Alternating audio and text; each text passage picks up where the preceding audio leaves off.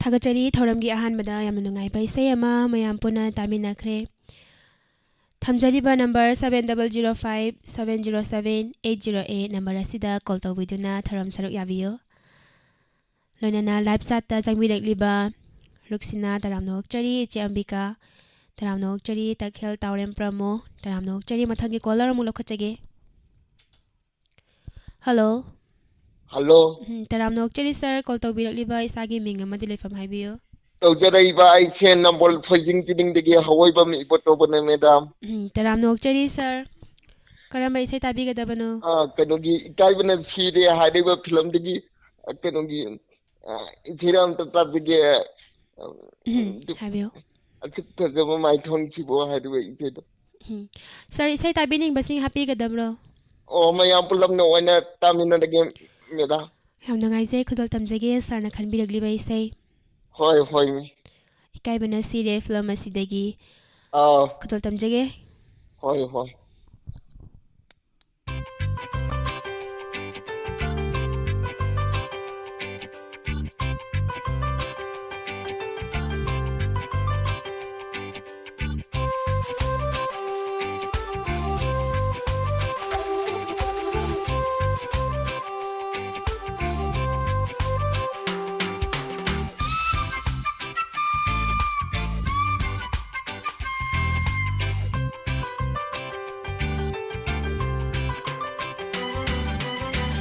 फजब माइथों सिबु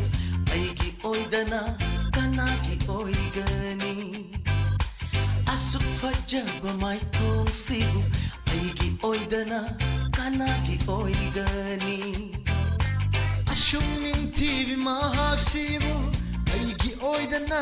कनागी ओइगनी अशुम निंतीबि महाक सिबु आइगी ओइदना कनागी ओइगनी आइना नुपी कोइद्रिबा माबु ngairamba ओइबता आइना थमुइ लेट्रिबा माबु ngairamba ओइबता आइना नुपी कोइद्रिबा माबु ngairamba ओइबता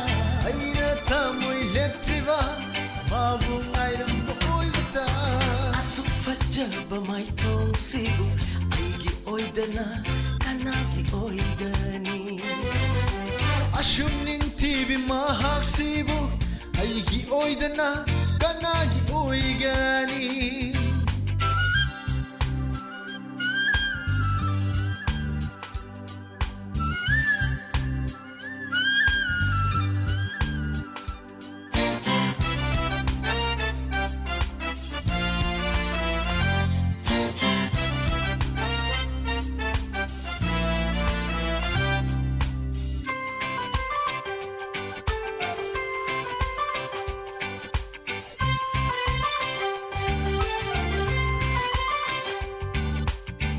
मानमीगी ओइख्राबा हिंगलुबा कानद्रे मपोक्से मानमीगी ओइख्राबा शिखिबाना फारे मपोक्से मानमीगी ओइख्राबा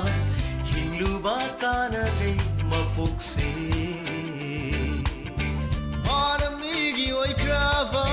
शिखिबाना फारे पामजबा माबु फंगबा सेना जगे नुमित खुदिंग कोइराबा माबु फंगबा सेना जगे नुमित खुदिंग असुक फजबा माइथों सिबु आइगी ओइदना कनागी ओइगनी अशुम निंतीबि महाक सिबु आइगी ओइदना कनागी ओइगनी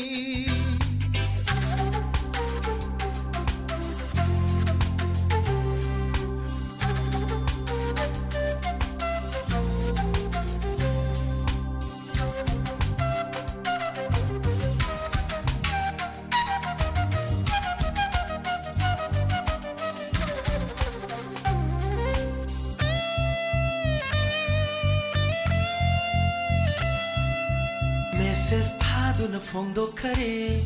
आइगी थमोइगी नुंसिबा कॉल तौदुना haikare aina nangbu nungshi message thaduna phongdokhare aigi thamoigi nungsiba call tawduna haikare aina nangbu nungshi pamjaba paw khumdi phangle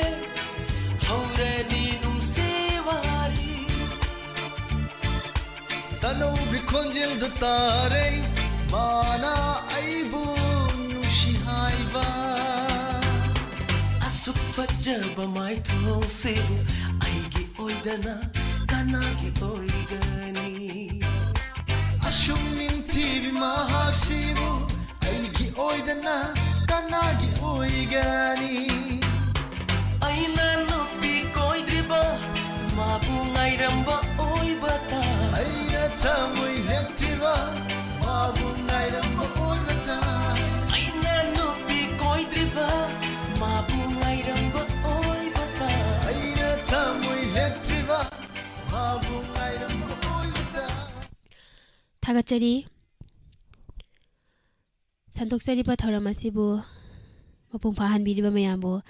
थागतचरी live साता संगबिरकलिबा कुमाम बिमोलता देवी तरामनोकचरी सेप्रेमिता वाइखोम इचे अंबिका रुक्सिना सनाथोय तरामनोकचरी लता यंखोम पीके अथोइबी तरामनोकचरी प्रेम सगल सेम गायत्री हैरोम आनंदी ओक्रम लाइव सात नतन उपाय लेते कॉल फंगदे हैन हाइबी हय कॉल अदुम ट्राई तौबियो सोइदना फंगनी कुमा बिमोलता देवी तरामनोकचरी इमा इबुंग पुनसिबा यूएस तरामनोकचरी थागतचरी मयाम पुनमक बसंता लाइस्रम मिस अंगाव बसु थमोय पाली हाइबा फिल्म गी इसै तानिंगे हाइना हाइबिरे हय सर कॉल तौबिरक्तुना सरना पामजरिबा इसै खनबियो म्याम पुना तामिनसी आनंदी ओक्रम तरामनोकचरी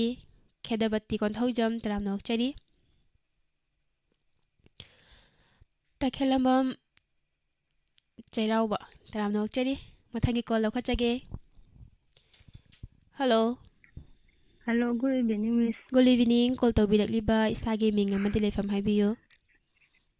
मिस आई प्रेमिता वाइखोम ने साबल तोंगदागी तरामनोकचरी करम्बा इसै ताबिदिनो हेलो हेलो हेलो ताबिब्रो कॉल नुंगाइतब्रा माले हेलो ताजरे करम्बा इसै ताबिदिनो मिस अयक पलाई फिल्म दा पुष्पाराम ने सकपा सकखंगनदि ngai nangbu karigi asu nungsi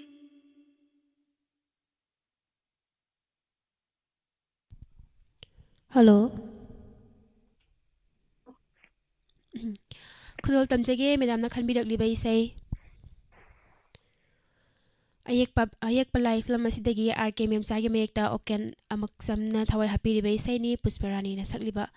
खुदोल तमजगे मेयाम पुना तामिनसी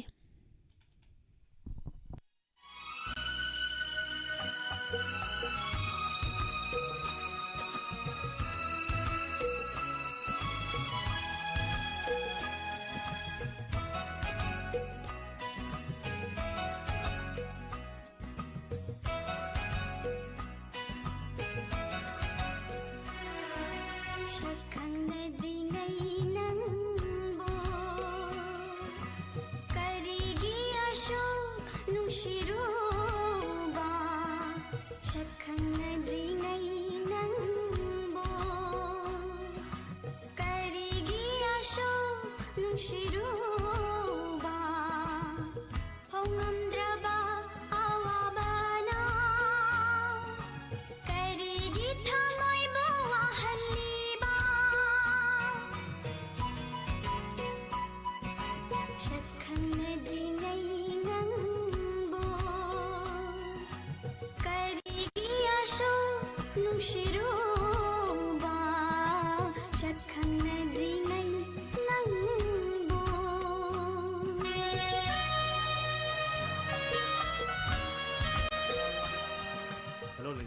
ꯉꯝꯕ ꯑꯩ ꯅꯉꯣꯟꯗ ꯋꯥ ꯑꯃꯗ ꯍꯥꯏꯒꯦ ꯅꯪ ꯌꯥꯕꯤꯌꯨꯀꯣ ꯊꯥꯖꯅ ꯀꯣꯂꯦꯖ ꯀꯥꯕ ꯑꯃꯗꯤ ꯍꯟꯈꯤꯕꯗ ꯆꯤꯡꯂꯦꯟꯅ ꯌꯥꯝ ꯌꯦꯠꯄꯤꯔ ꯃꯥꯜꯂꯦ ꯅꯪꯅ ꯈꯔ ꯌꯦꯡꯁꯤꯟꯕꯤꯌꯨꯀꯣ ꯐꯔꯦ ꯂꯤꯡꯖꯦꯜ ꯑꯩ ꯐꯅꯕ ꯁꯤꯜꯂꯒꯦ okay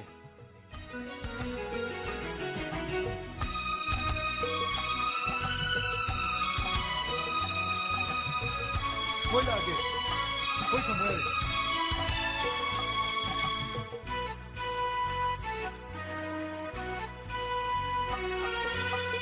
Napagtani taning kiba Chinglauruba daina Hingbangam draba Yunging bagi irangda Karigi wakhal choiruba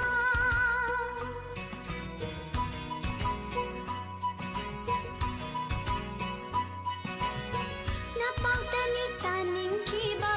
Chinglauruba daina Hingbangam draba Yungning bagi irangda Karigi wakhal choiruba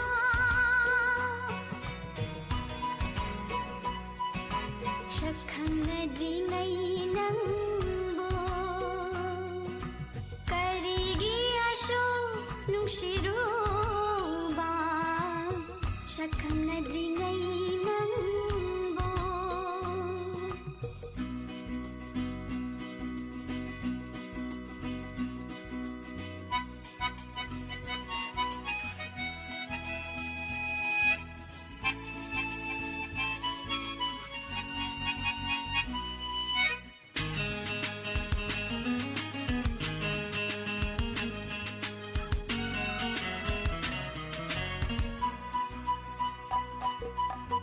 Nungshi haiba wahaina Karigi nangna pandriba Khomlen manglanda Laktuna nahakna Karigi aiba otliba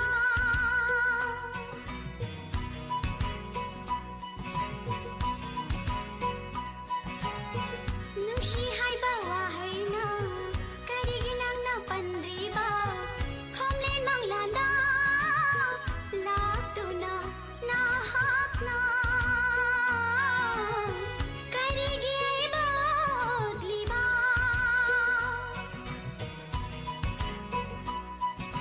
Shakhanadri ngai nangbo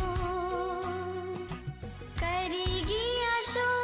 nungshiruba Shakhanadri ngai nangbo Karigi asho nungshiruba Hongamdraba awabana Karigi thamoy bawahaliba Shakhanadri ngai nangbo Karigi asho nungshiruba Shakhanadri ngai nangbo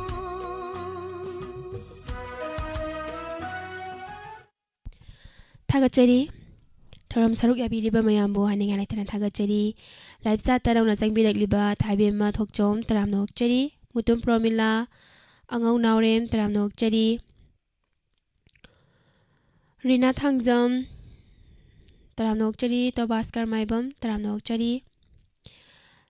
निने युमखाइबम Helen Morang खोनौ तरामनोकचरी निने इबुंग पुनसिबा नोंमाइ नोंथोंबम अमरजित लुवांग तरामनोकचरी इबुंगो सिंगा पाउ नुंगाइत्रिबा अमुक तरे पाउसे खंगदेबा आई कइनो ज्ञान तादे टोंबा वांगजम तरामनोकचरी संतोष कुमार युमनाम तरामनोकचरी इबुंग रोबी नाउबिचा तरामनोकचरी लाचा तलाई बिरिबा मयामबो तरामनोकचरी थागतचरी सोमोला samurai लाकपम तरामनोकचरी श्यामकेसो यामबेम phone चिंफंग फंगदे हाइना Hibi अहै sir अदुम try तौबियो सोइदना फंगनी सनातोन Sapam तरामनोकचरी करी मथेन चारगे sister हाय चाता अदुम हंगनहिरा इंगोंदा हंगेरा खंगजदरे आइगे ओइनादि इरोंबा जाजै ꯊꯥꯒꯠꯆꯔꯤ ꯃꯌꯥꯝ ꯄꯨꯝꯅꯃꯛ ꯂꯩꯁꯥ ꯇꯔꯥꯝꯅꯣꯛꯆꯔꯤ ꯊꯥꯒꯠꯆꯔꯤ ꯃꯊꯪꯒꯤ ꯀꯣꯜ ꯑꯃꯨꯛ ꯂꯧꯈꯠꯆꯒꯦ hello Hello, good evening, Miss. Good evening call ꯇꯧꯕꯤꯔꯛꯂꯤꯕ ꯏꯁꯥꯒꯤ ꯃꯤꯡ ꯑꯃꯗꯤ ꯂꯩꯐꯝ ꯍꯥꯏꯕꯤꯌꯨ Miss Hangang Thaba Thongsom Kawi, Miss. ꯇꯔꯥꯝꯅꯣꯛꯆꯔꯤ ꯃꯦꯗꯥꯝ ꯀꯔꯝꯕ ꯏꯁꯩ ꯇꯥꯕꯤꯗꯣꯏꯅꯣ Miss Puspaniga AJ my Sanam gonna sapa Hemali Aina Nungsiba in a hobby say the Tajagi. Madam ꯀꯔꯤ ꯃꯊꯦꯜ ꯆꯥꯕꯤꯔꯒꯦ Miss Iron Bonga, Boranga. ꯑꯗꯨꯝ ꯆꯥꯅ ꯆꯥꯅꯕ ꯑꯍꯥꯎꯕ ꯑꯗꯨꯝ ꯆꯥꯕꯤ ꯑꯗꯨꯒ ꯏꯁꯩꯁꯨ ꯐꯖꯕ ꯈꯟꯕꯤꯔꯦ ꯏꯁꯩ ꯇꯥꯕꯤꯅꯤꯡꯕꯁꯤꯡ ꯍꯥꯞꯄꯤꯒꯗꯕ꯭ꯔꯣ ꯃꯦꯗꯥꯝ Manavi Ani Hasahogi. ꯍꯣꯏ ꯍꯥꯞꯄꯤꯌꯨ Pocket Hendagi, Samches Habam, Santiga, Topasing the Binaga,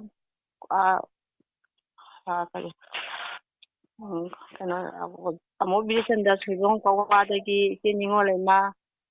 Tamarenda, Hakuzen, Haven't done after we can get the like the living young of Tamina, they do the TV in the time we have no matter. ꯌꯥꯝ ꯅꯨꯡꯉꯥꯏꯖꯩ madam ꯏꯁꯩꯁꯦ ꯃꯦꯗꯥꯝꯒꯤ ꯈꯣꯟꯖꯦꯜꯗꯒꯤ ꯃꯇꯦꯛ ꯑꯃꯇ ꯉꯪꯊꯣꯛꯄꯤꯔꯝꯕ ꯌꯥꯒꯗ꯭ꯔꯥ Miss Mati Anobonina, Yakana's Congress, or the Matanga, like ꯍꯣꯏ ꯑꯗꯨꯗꯤ ꯁꯩꯁꯛꯄ ꯁꯩꯁꯛꯄꯤ ꯑꯅꯤꯗꯒꯤ ꯑꯃꯨꯛ ꯇꯥꯃꯤꯟꯅꯔꯁꯤ Tagastering. ꯊꯥꯒꯠꯆꯔꯤ ꯈꯨꯗꯣꯜ ꯇꯝꯖꯒꯦ ꯈꯟꯕꯤꯔꯛꯂꯤꯕ ꯏꯁꯩ ꯗꯂꯣꯝ ꯒꯨꯔꯨ ꯃꯌꯨꯝꯒꯤ ꯃꯌꯦꯛꯇ ꯗꯤꯞ ꯁꯦꯅꯥꯝꯅ ꯊꯋꯥꯏ ꯍꯥꯞꯄꯤꯔꯤꯕ ꯏꯁꯩꯅꯤ ꯄꯨꯁꯄꯔꯥꯅꯤ ꯑꯃꯗꯤ ꯑꯦꯖꯦ ꯃꯩꯁꯅꯥꯝ ꯑꯅꯤ ꯄꯨꯟꯅ ꯁꯛꯃꯤꯟꯅꯔꯤꯕ ꯈꯨꯗꯣꯜ ꯇꯝꯖꯒꯦ ꯃꯌꯥꯝ ꯄꯨꯟꯅ ꯇꯥꯃꯤꯟꯅꯁꯤ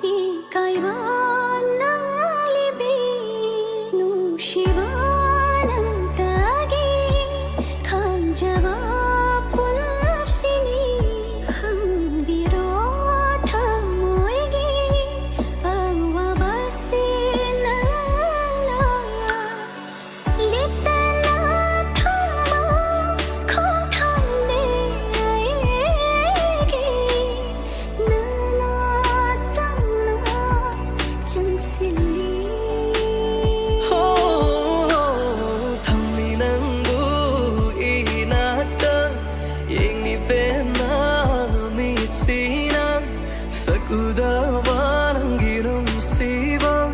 ꯈꯪꯂꯨꯗꯦ ꯑꯩꯅ ꯅꯪꯕꯨ ꯅꯥꯊꯩꯈꯤ ꯊꯃꯣꯏ ꯑꯩꯒꯤ ꯅꯨꯡꯁꯤꯕꯇ ꯂꯩꯔꯔꯣꯅꯦ ꯅꯪꯅ ꯉꯁꯤꯗꯤ ꯍꯦꯟꯃꯜꯂꯦ ꯑꯩꯅ ꯅꯨꯡꯁꯤꯕ ꯈꯪꯃꯟꯗꯅ ꯈꯟꯖꯩ ꯊꯋꯥꯏꯗꯒꯤ ꯍꯦꯜꯂꯤ ꯉꯥꯏ ꯉꯝꯗ꯭ꯔꯦ ꯊꯃꯣꯏꯅ ꯅꯨꯡꯁꯤꯔꯛꯇ ꯈꯟꯖꯕ ꯀꯥꯎꯗ ꯑꯩꯅ ꯂꯥꯛꯇꯕ ꯅꯨꯡꯁꯤꯕꯩꯅꯤ ꯑꯩꯅ ꯅꯨꯡꯁꯤꯃꯟꯕꯩꯅꯤ ꯅꯪꯕꯨ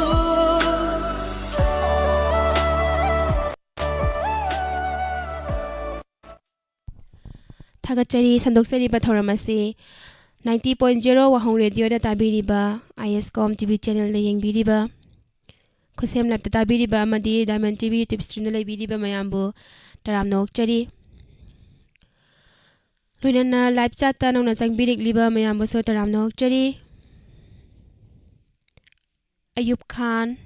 ꯇꯔꯥꯝꯅ ꯑꯣꯛꯆꯔꯤ ꯒꯨꯗ ꯏꯚꯤꯅꯤꯡ ꯃꯦꯝꯒꯤꯁꯨ ꯏꯁꯩ ꯑꯃꯇꯪ ꯂꯥꯟꯊꯣꯛꯄꯤꯔꯛꯎ ꯍꯥꯏꯅ ꯍꯥꯏꯕꯤꯔꯛꯑꯦ ꯌꯦꯡꯖꯒꯦ ꯊꯧꯔꯝ ꯂꯣꯏꯁꯤꯜꯂꯛꯄꯗ ꯏꯁꯩ ꯃꯇꯦꯛ ꯑꯃꯇꯪ ꯑꯣꯏꯅꯥꯝ ꯂꯣꯏꯗꯥꯡ ꯇꯔꯥꯝꯅ ꯑꯣꯛꯆꯔꯤ ꯑꯕꯨꯡꯁꯤꯡ ꯇꯔꯥꯝꯅ ꯑꯣꯛꯆꯔꯤ ꯔꯤꯇꯥ ꯃꯣꯏꯔꯥꯡꯊꯦꯝ ꯇꯔꯥꯝꯅ ꯑꯣꯛꯆꯔꯤ ꯅꯣꯡꯃꯥꯏꯊꯦꯝ ꯃꯥꯂꯦꯝꯉꯥꯟꯕꯤ ꯇꯔꯥꯝꯅ ꯑꯣꯛꯆꯔꯤ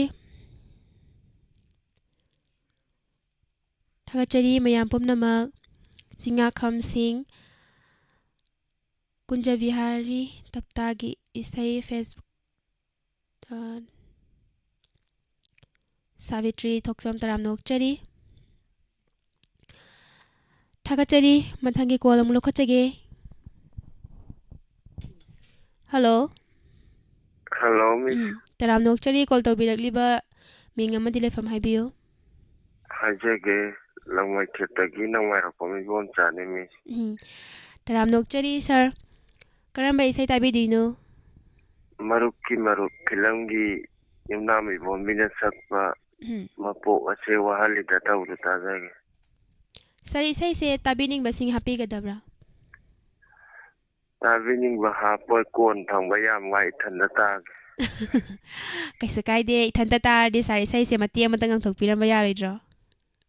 ꯉꯥꯡꯖꯔꯛꯀꯦ ꯍꯣꯏ ꯃꯇꯦꯛ ꯑꯃꯇ ꯉꯪꯊꯣꯛꯄꯤꯔꯣ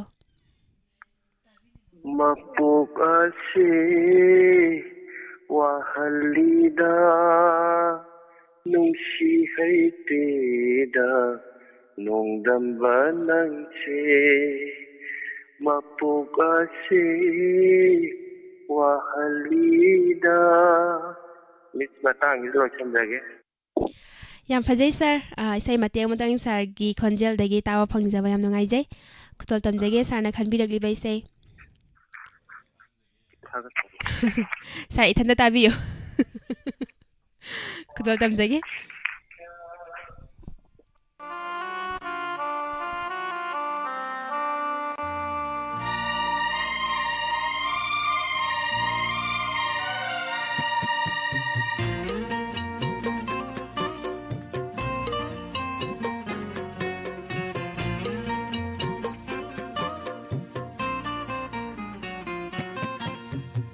ꯃꯄꯣꯛ ꯑꯁꯦ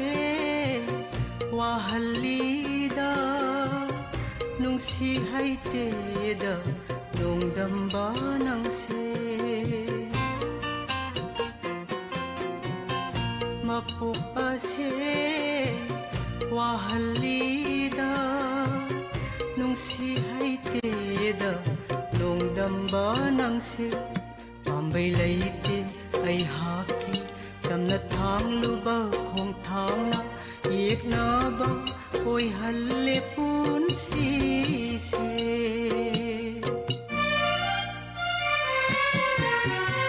ꯃꯄꯣꯛ ꯑꯁꯦ ꯋꯥꯍꯜꯂꯤꯗ ꯅꯨꯡꯁꯤ ꯍꯩꯇꯦꯗ ꯅꯣꯡꯗꯝꯕ ꯅꯪꯁꯦ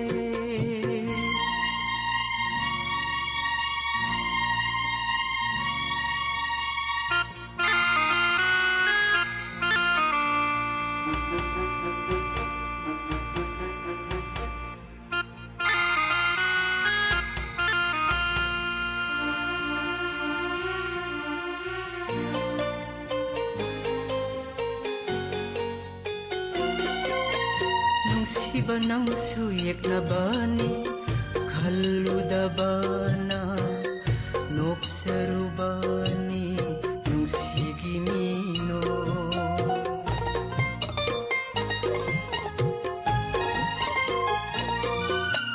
ꯅꯨꯡꯁꯤꯕ ꯅꯪꯁꯨ ꯌꯦꯛꯅꯕꯅꯤ ꯈꯜꯂꯨꯗꯕꯅ ꯅꯣꯛꯆꯔꯨꯕꯅꯤ ꯅꯨꯡꯁꯤꯒꯤ ꯃꯤꯅꯣ ꯅꯤꯡꯁꯤꯡꯂꯒ ꯍꯧꯈꯤꯕ ꯋꯥꯔꯤꯁꯤꯡ ꯍꯦꯟꯅ ꯍꯦꯟꯅ ꯑꯗꯨꯝ ꯃꯝꯁꯤꯜꯂꯛꯂꯦ ꯄꯨꯛꯅꯤꯡ ꯋꯥꯈꯜꯁꯨ ꯄꯣꯊꯥꯐꯝ ꯈꯪꯗꯅ ꯃꯄꯣꯛ ꯑꯁꯦ ꯋꯥꯍꯜꯂꯤꯗ ꯅꯨꯡꯁꯤ ꯍꯩꯇꯦꯗ ꯅꯣꯡꯗꯝꯕ ꯅꯪꯁꯦ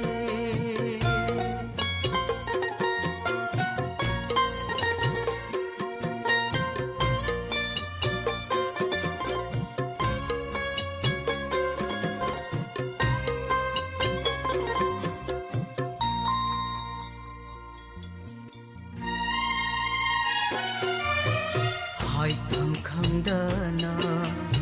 ꯋꯥꯖꯔꯁꯨ ꯊꯃꯣꯏꯅ ꯀꯅꯥꯗꯁꯨ ꯁꯥꯎꯔꯔꯣꯏ ꯀꯜꯂꯛꯄꯁꯨ ꯂꯩꯔꯔꯣꯏ ꯍꯥꯏꯐꯝ ꯈꯪꯗꯅ ꯋꯥꯖꯔꯁꯨ ꯊꯃꯣꯏꯅ ꯀꯅꯥꯗꯁꯨ ꯁꯥꯎꯔꯔꯣꯏ ꯀꯜꯂꯛꯄꯁꯨ ꯂꯩꯔꯔꯣꯏ ꯂꯝꯍꯦꯟꯕ ꯄꯨꯛꯅꯤꯡꯅꯤ ꯈꯟꯖꯔꯒꯦ ꯋꯥꯈꯜ ꯊꯦꯂꯨꯕꯅꯤ ꯅꯤꯡꯖꯔꯒꯦ ꯁꯦꯟꯊꯔꯁꯨ ꯃꯅꯤꯡ ꯇꯝꯅ ꯄꯤꯔꯥꯡꯅ ꯃꯄꯣꯛ ꯑꯁꯦ ꯋꯥꯍꯜꯂꯤꯗ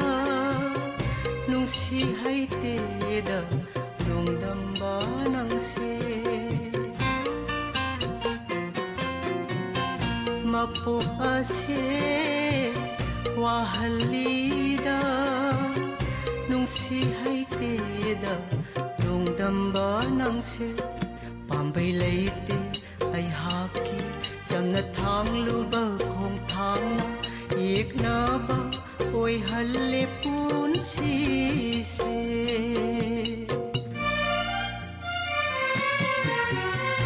ꯃꯄꯣꯛ ꯑꯁꯦ ꯋꯥꯍꯜꯂꯤꯗ ꯅꯨꯡꯁꯤ ꯍꯩꯇꯦꯗ ꯅꯣꯡꯗꯝꯕ ꯅꯪꯁꯦ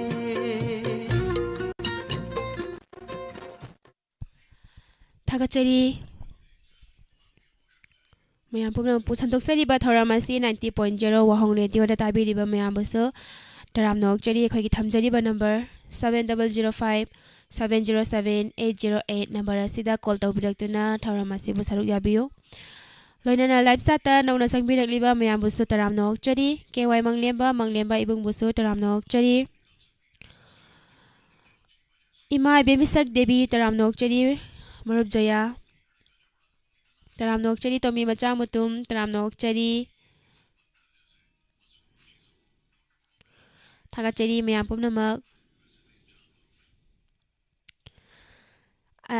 ꯑꯅꯟꯗꯤ ꯑꯣꯀ꯭ꯔꯝ ꯇꯔꯥꯝꯅ ꯑꯣꯛꯆꯔꯤ ꯔꯤꯅꯥ ꯊꯥꯡꯖꯝ ꯊꯥꯒꯠꯆꯔꯤ ꯑꯌꯨꯕ ꯈꯥꯟ ꯊꯥꯒꯠꯆꯔꯤ ꯅꯣꯡꯃꯥꯏꯊꯦꯝ ꯃꯥꯂꯦꯝ ꯉꯥꯟꯕꯤ ꯃꯤꯁ ꯀꯣꯜ ꯇꯧꯔꯛꯀꯦ ꯌꯥꯒꯗ꯭ꯔꯣ ꯋꯥꯔꯤ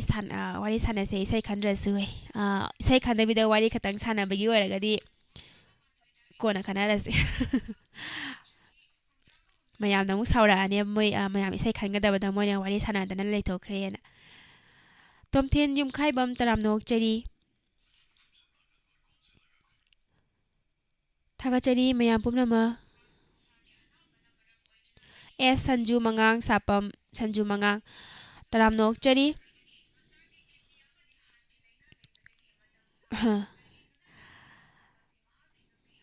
ꯊꯥꯒꯠꯆꯔꯤ ꯃꯌꯥꯝ ꯄꯨꯝꯅꯃꯛ ꯃꯊꯪꯒꯤ ꯀꯣꯜ ꯑꯃꯨꯛ ꯂꯧꯈꯠꯆꯒꯦ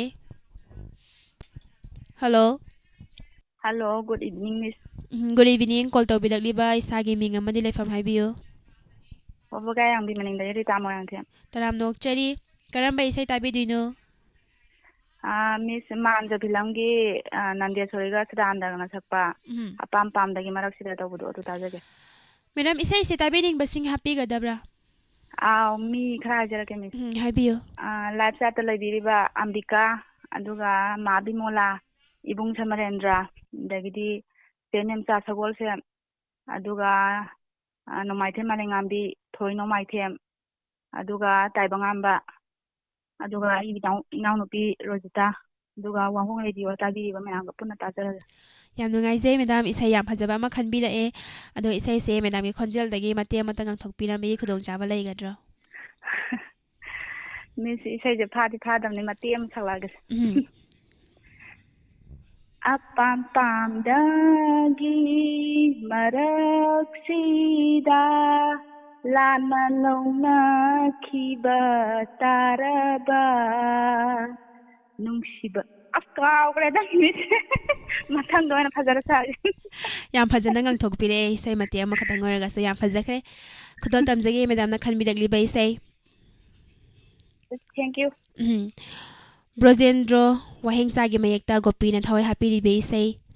Sadananda amadi Arkena Desori ani puna sakminariba khudol tamjage mayam puna taminasi.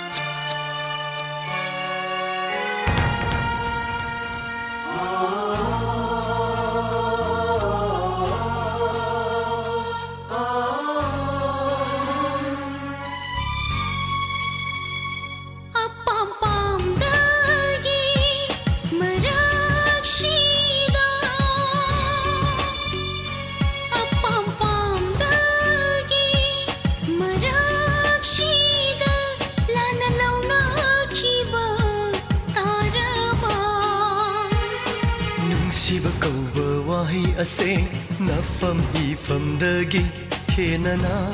ukhiba tabani masi maktana aibu lanadi kankhinu apam pam dagi marakshida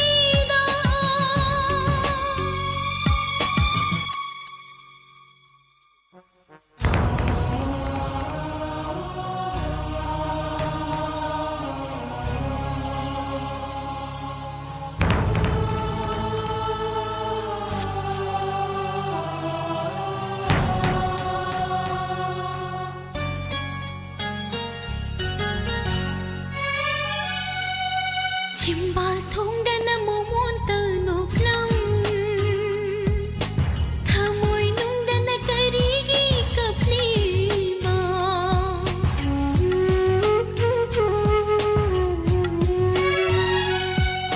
Chimbal thong dana momon ta noklam thamoi nung dana karigi kaplima Chingna ba phauraga thamoiduna singnaba phauraga thamoiduna nungsi khandaba tahalladi aigi wahangi paukhum pihanningi apam pam dagi marakshida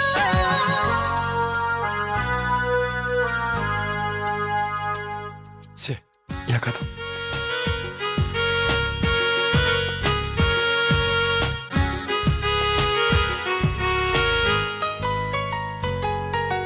libliba aigi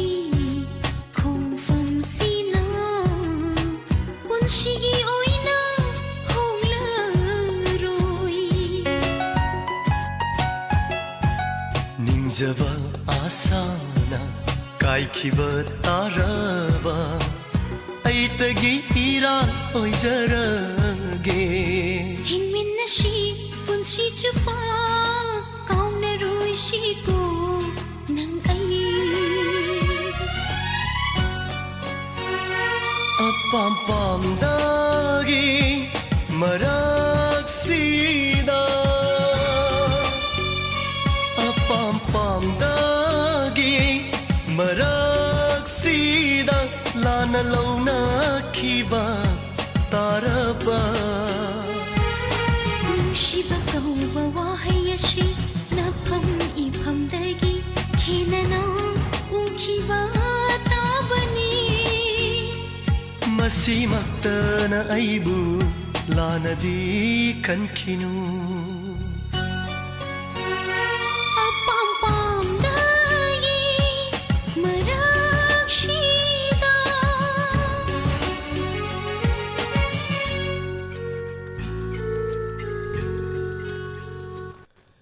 ꯊꯥꯒꯠꯆꯔꯤ life ꯆꯥꯠꯇ ꯅꯧꯅ ꯆꯪꯕꯤꯔꯛꯂꯤꯕ ꯃꯌꯥꯝꯕꯨꯁꯨ ꯇꯔꯥꯝꯅ ꯑꯣꯛꯆꯔꯤ ꯁꯦꯔꯥꯝ ꯐꯤꯖꯣꯁ ꯇꯔꯥꯝꯅ ꯑꯣꯛꯆꯔꯤ ꯏꯃꯥ ꯕꯤꯃꯣꯂꯥ ꯀꯣꯟꯁꯝ ꯇꯔꯥꯝꯅ ꯑꯣꯛꯆꯔꯤ ꯏꯃꯥ ꯔꯇꯟ ꯑꯆꯣꯝ ꯇꯔꯥꯝꯅ ꯑꯣꯛꯆꯔꯤ ꯅꯤꯡꯉꯣꯜ ꯇꯔꯥꯝꯅ ꯑꯣꯛꯆꯔꯤ ꯄ꯭ꯔꯦꯝꯆꯥꯟ ꯃꯩꯇꯩ ꯒꯨꯗ ꯏꯚꯤꯅꯤꯡ ꯇꯔꯥꯝꯅ ꯑꯣꯛꯆꯔꯤ ꯉꯥꯟꯊꯣꯏ ꯃꯥꯂꯣꯝ ꯇꯔꯥꯝꯅ ꯑꯣꯛꯆꯔꯤ ꯊꯥꯒꯠꯆꯔꯤ ꯃꯌꯥꯝ ꯄꯨꯝꯅꯃꯛ ꯆꯥꯠꯇꯗꯤ ꯌꯥꯎꯕꯤꯔꯛꯄ ꯃꯤꯡ ꯀꯧꯔꯛꯄꯗ ꯌꯥꯎꯕꯤꯍꯧꯗꯕ ꯂꯩꯔꯒꯁꯨ ꯇꯔꯥꯝꯅ ꯑꯣꯛꯆꯔꯤ ꯃꯌꯥꯝ ꯄꯨꯝꯅꯃꯛꯄꯨ ꯇꯥꯏꯕꯪ ꯉꯥꯟꯕ ꯃꯉꯥꯡ ꯇꯔꯥꯝꯅ ꯑꯣꯛꯆꯔꯤ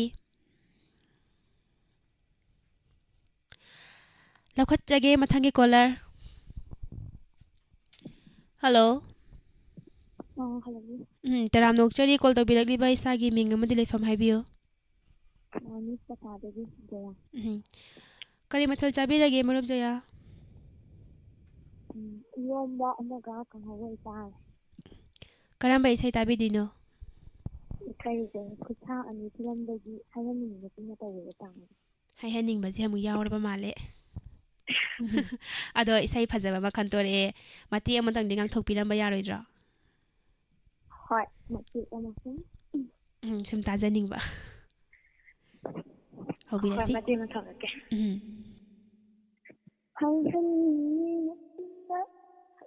hangin ipanda nandi aigi nushibini thuwaini taninode aina kuithumna wari sing na tangi nangi nushiwahai natana ꯌꯥꯝ ꯐꯖꯩꯌꯦ ꯈꯤꯇꯪꯒ ꯃꯈꯥ ꯇꯥꯕꯤꯔꯝꯃꯗꯤ ꯍꯦꯟꯅ ꯐꯖꯗꯧꯅꯤ ꯑꯗꯣ ꯃꯈꯥꯗꯣ ꯐꯖꯅ ꯁꯛꯄ ꯂꯩꯇꯥꯔꯗꯤ ꯍꯣꯏ ꯑꯗꯣ ꯏꯁꯩꯁꯦ ꯇꯥꯕꯤꯅꯤꯡꯕꯁꯤ ꯍꯥꯞꯄꯤꯒꯗꯕ꯭ꯔꯣ ꯏꯊꯟꯗ ꯑꯗꯨꯝ ꯅꯠꯇꯦ ꯃꯌꯥꯝꯒ ꯑꯗꯨꯝ ꯆꯥꯒꯦ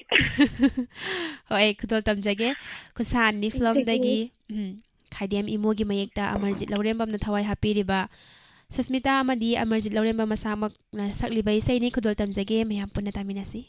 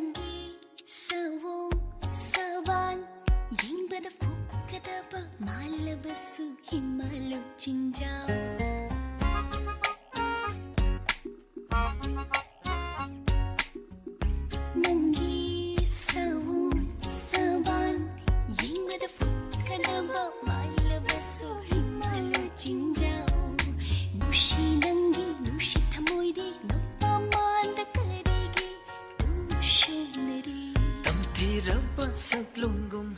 urasu nangi mityengda nangi nungsina tauda sonthar thamoini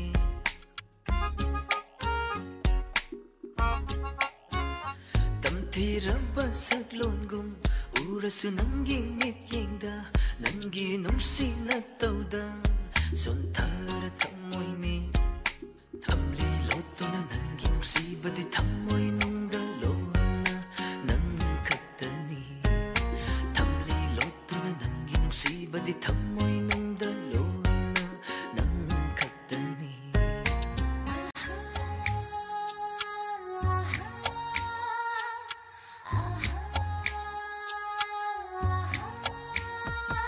nangi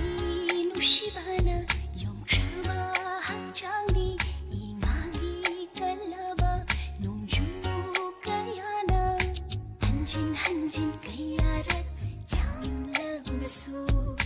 koklero ini mapoksigi nushibase hanjin hanjin kayarat chamlabasu koklero ini mapoksigi nushibase leplabani aisu nangi dama kathoklabani thamoi sena famda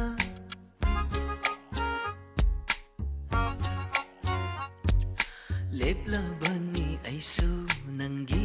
damakta kathoklabani thamoi sena famda satlaro ne naning tamna ithanungda lotlaro ne thamoi nungda kanna khanghanda थागचरी इसाई तान नुंगारिङैदा इसाई लोइबसे हेक्ता काउबा हेक्ता खंहौदेबा तानजे नुंगारिङैदा मयामगी comment का पारिङैदा इसाईजिदा हेक्ता लोइबा खंहौदे निंगोल तरानो चरी सोनी इमा Bimola कोनसम ताइबंगान बमंगांग इचे Ambika Gayatri हेरोम miss बिंदिया होरेन Kargi emoji अमा हापे सिदा चटपियु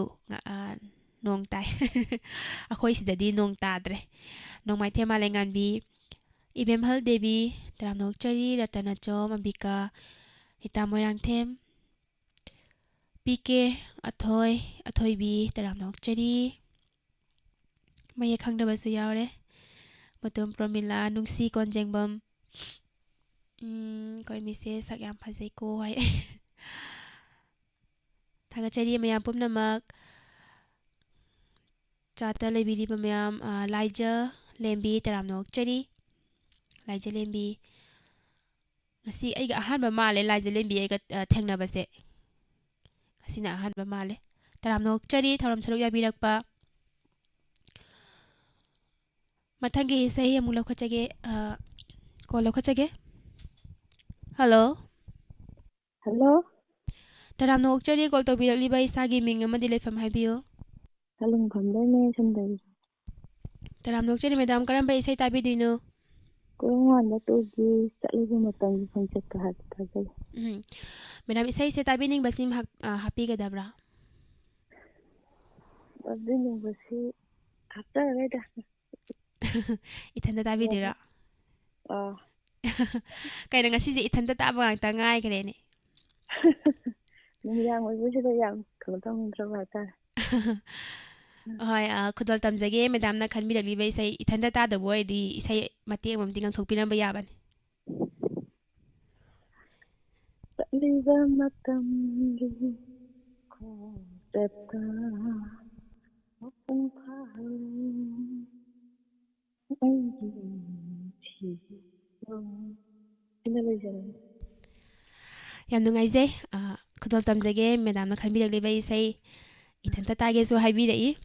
korongan batu film asidagi Ojit Babu gi mayekta nanau sagol mangna thawai happy bai sai ni Arvin amade Sorma ani puna sakminaiba khudol tamjari mayam puna taminasi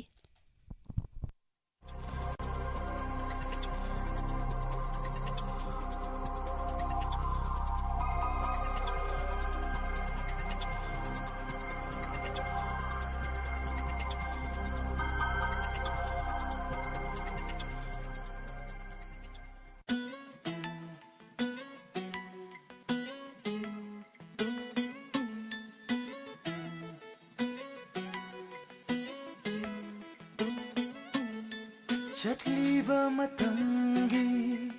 ꯈꯣꯡꯆꯠꯅ ꯃꯄꯨꯡ ꯐꯥꯍꯜꯂꯦꯅꯦ ꯅꯪ ꯑꯩꯒꯤ ꯅꯨꯡꯁꯤꯒꯤ ꯈꯨꯗꯣꯜ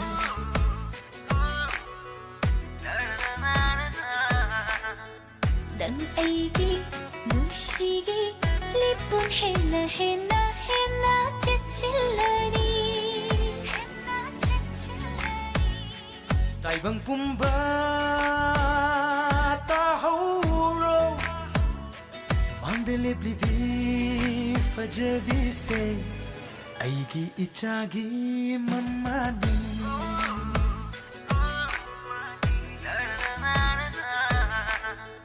ꯂꯝꯍꯦꯟꯕ ꯑꯉꯥꯎꯕ ꯅꯪꯁꯨ ꯄꯤꯔꯒꯦ ꯃꯤꯡꯊꯣꯜ 이까이바 타도두라 거울에게 믿고 싶다 능부 다리 부러워봐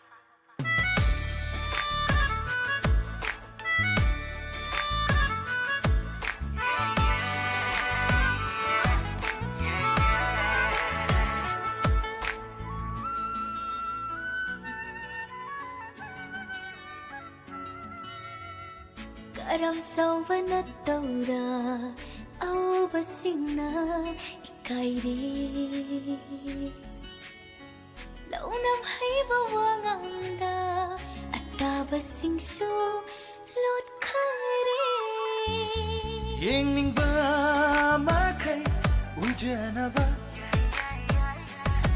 taning ba kayasu tajanaba lauram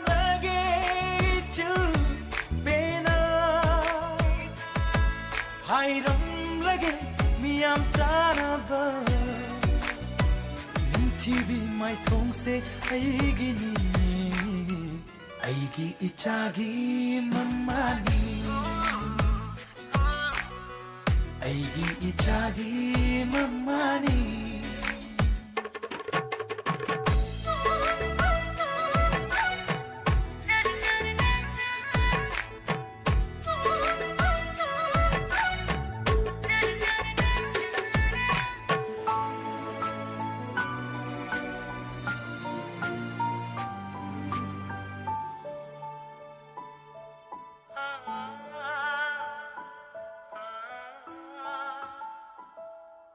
nangna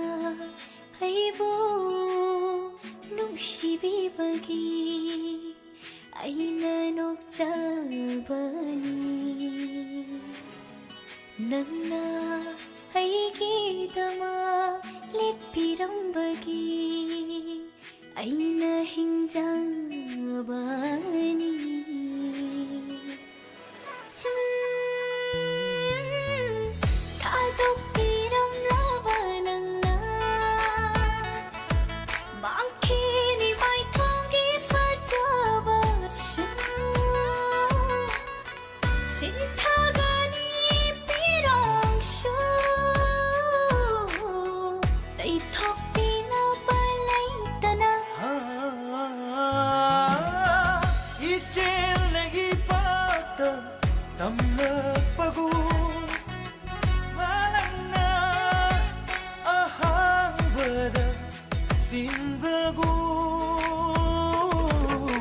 Chentharago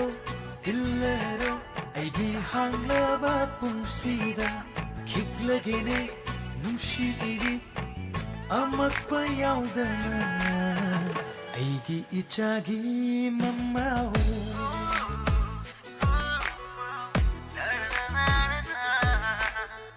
dang aigi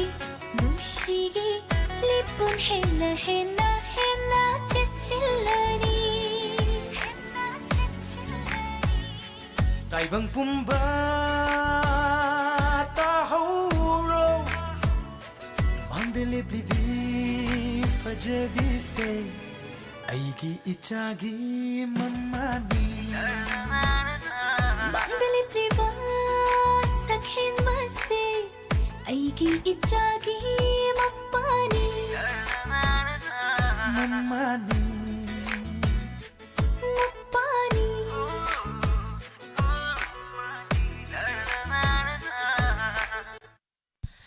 Thagachari Sandokchariba Thoram Asida Sizinazariba number Amuta Haijage 7005 707 808 Amutangahana 7005 707 808 number asida call tawbiduna saram Thoram Saruk Yabiyo amadi tonga ba platform singda Saruk Yabiriba Mayambusu Taramno Jari live sata launa jangbirakliba ILU Puya Taramno Jari Isai se Misna aseng basakpa hek maliko Isai sakpado aina sakpaje sur heta kaigaleba adadana singer na sakpajida aina mahana veta tamjinban tambadi yam hai isana kan darkana ta soibai wan tambasim di yam hai re thagachari mayam pumnamak surjit ching taramnok chari gayatri yangkhom taramnok chari thagachari call lokhachage hello Hello, taramnok chari call tawbirakliba isagi ming amadi lefam haibiyo Thangamarang Themdagi Kalpana. taramnok chari kalpana karamba isai tabidino Ngaijarakpa numit filmgi Pusparani na sakpa. Ingil thana laklabasu. Sige isay soina tajagi ma'am. Ay kalpana kari mathal chabirege Yung ngasidi ironba maga kanghaw maga sajari ma'am. ngasi je yamana iromba loi chagale ai se iromba jai ado isai se tabining basing happy kadabro Hai ma'am kharap sage. Habiyo Mayang phal bazar mamangdagi Takamal Wakha Mayai Lekaidagi Irik Chanu Uttarakhndagi Dairojit Chedanapati YouTube live chat laibiriba marup sing amadi wahum ritubu thawayawna tabiriba pumnamaka taminazarage ma'am. ay kalpana ge khonjil se yam nungsi ge isai se mati amta ngang thoma yaroidra Ma'am ai ko je an pang boina isaje kitang pakhale duna mathang noin ngangjare ali khonjil do yam phaje isai phajadau male bangang thorakpada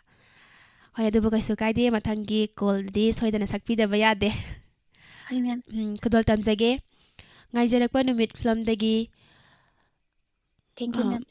Thagachari Watham Brajasan gi mayekta Tony ahibamna thawai hapiri be sai ni sai saklibi Pusparani kudol tamjage mayam puna taminasi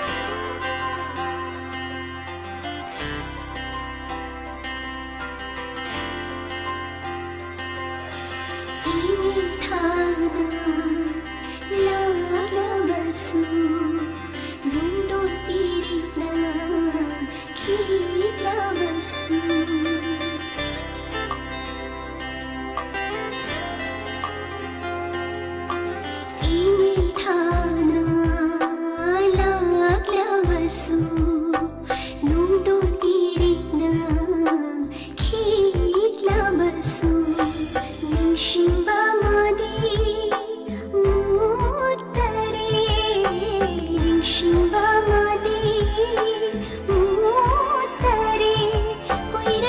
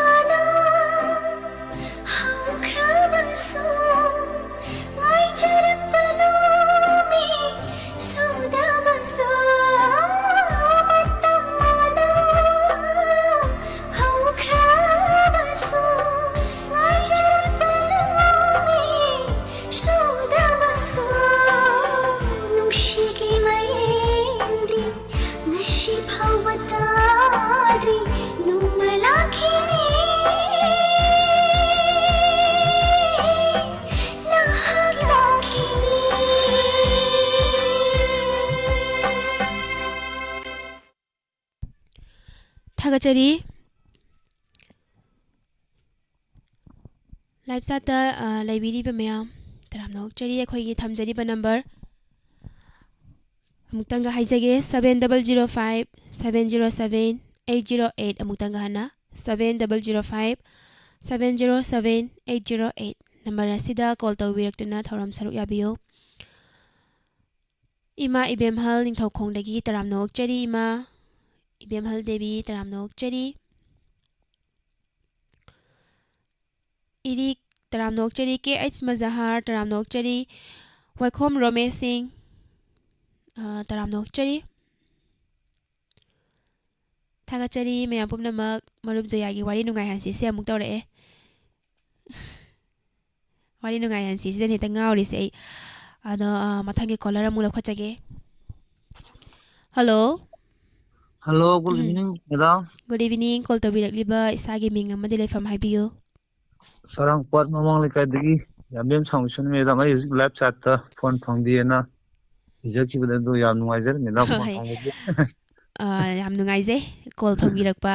थौरम सरुक याबिरक्पा करम इसे ताबिदिनो madam खोगी बेमा बेमा film की मदा केनी तखलमम सकपा ओ लम्हेन पाखंगो Kanan heli नुंसिबा हाबदु ताजगे madam याम नुंगाइजे sir अखोइना इसे मति अमता ngangthokpirammo haidringeida sarna hana ngangthokpire थागचरी अदो ताबिनि मुझे नों हाबचगे हापियो वे सरंगपत मंग लेकादगी नेप्रम बसंता दुगा थियामगी रानी एगी सुथोय दुगा डायमंड टीवी ताबी मेंगा पुना ताबिनि जगे मैडम याम नुंगाइजे सरना खनबिरक्लिबा इसे खुदोल तमजगे बेमा बेमा फिल्म दगी पी प्रफोलो की मयेक्ता सोरी संजमना थवाई हापीरिबा मदी तामनाव अमदी मदाकिनी अनि पुना सकमिनरिबा इसे खुदोल तमजगे मयम पुना तामिनसी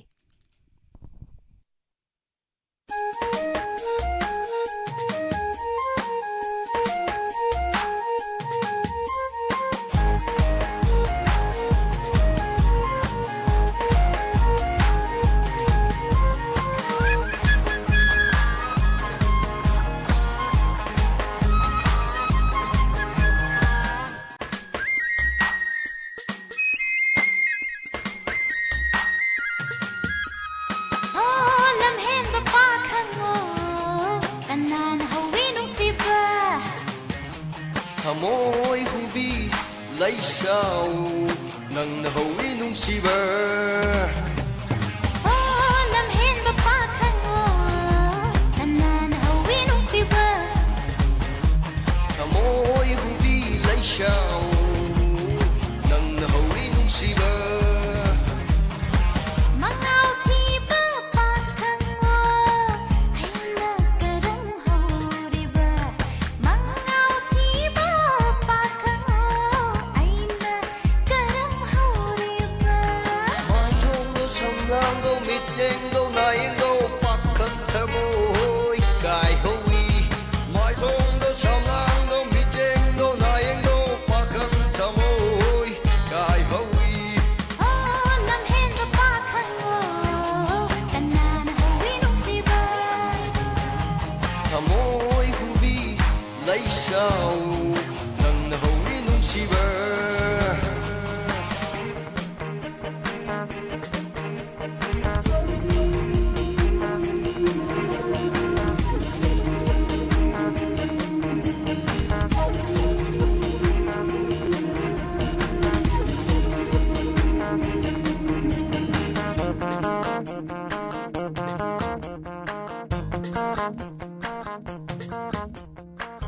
Icham cham jabi punsini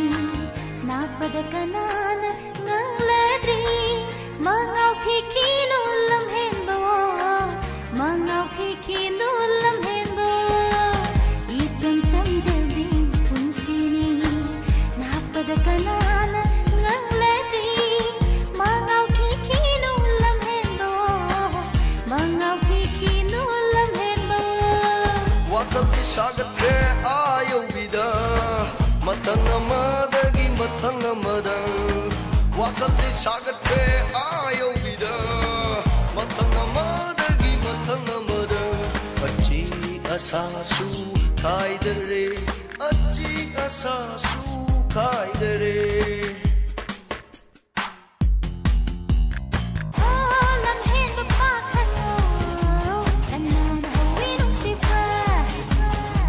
Thamoi hubi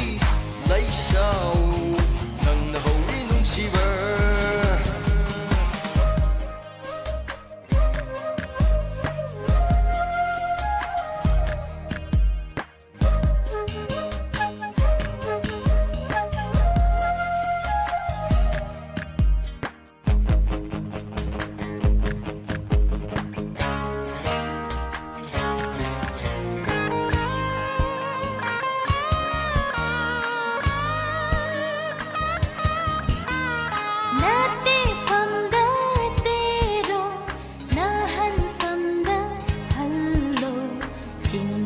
Pumba thadoklo aina nangbu nungsibadi nanganda leiragi khanna nungsibane leblabad nangna aigi dama thengarani hauji ki yegna tin khang kaya kaya nangna aigi asani nangna aigi punsi lambini oh lam hen ba pa khango kanan hawi nungsiba Thamoi hubi lai sao nangna hoi nung siva oh lam hen ba pa khango kanan hawi nungsiba Thamoi hubi lai sao nangna hoi nung siva Mangaw thi ba pa khango aina karam horiba Mangaw thi ba pa khango aina karam horiba mai dong do sam lang do mit yeng do na yeng do pak kan thamoi kai hoi mai dong do sam lang do mit yeng do na yeng do pak kan thamoi kai hoi oh lam hen ba pa khango kanan hawi nungsiba Thamoi hubi lai sao nang hoi nung siva Thagachari mayam pumnamak matam sinadi sum chakhibana loisilakpagi pungja do yosilakle live chat ta laibiri ba mayam su isai nungai ba mata bada ngakti loina langminnare ngaktak nangthok minase haidana aizu khutcha khitang yaujabane khitang lengjabane acting yam haiye miss film namlase haina hai oi aduna farani film wen namas thagachari mayam pumnamak mathangi kola mulo khachage lokhachadriba kola sina thora masigi aroiba kola oisage hello hello good evening ma'am good evening call to birakli bai sagi ming amadi lefam haibiyo ma'am I phone to driba kwa kaithel lagi kishore taram nokchari sir ma'am diamond tv gi program se asuk nungai ba ado phone call no se phang na ba haita khutpi se pop bane na hanagi ot pada kwa aduna nasidi laibak fare aroiba color su oira mane hoy aroiba color oire oi sir karam bai sai khan bi dino adu ma'am matam isai oi khanjage khundrak pam jiban na sakpana hoy Mimana Rabi Purnima Purnima aina sai hombai sai no tajage yam nungai je sir sar gi khonjal dagi sai mate amata ngang thokpirkpa sar bo haninga le tan thagachari sai si tabining basing happy ga dabro sir ma'am hapchara roi adum kano live chat ta laibirba mayam ga radio adum seta tabiriba adum punamaka adum tajage yam nungai je sar na khanbirak libai sai khudol tamjage thank you ma'am thagachari khudol tamjari mayam puna taminasi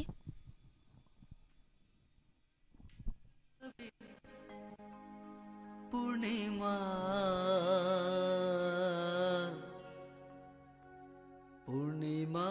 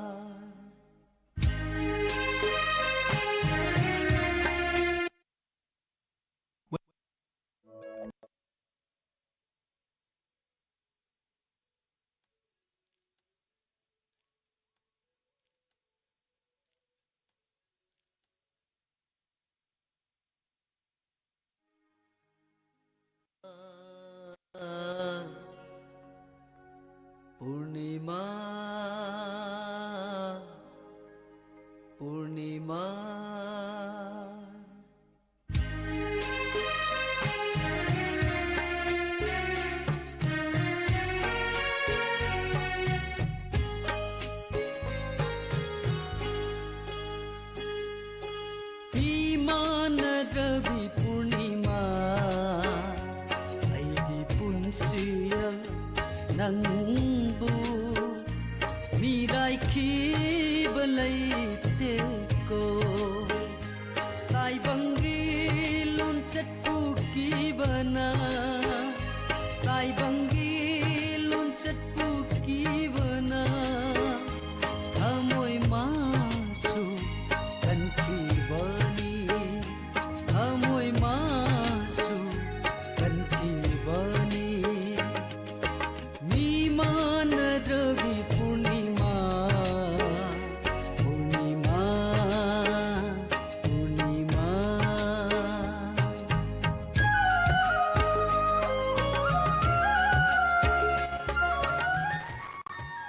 संतोक्चरीबा थौरम असिगी मखा चथजरकपदा इबुंग ओलेंदगी singer of the day थौरम मयाम लाथोकचगनी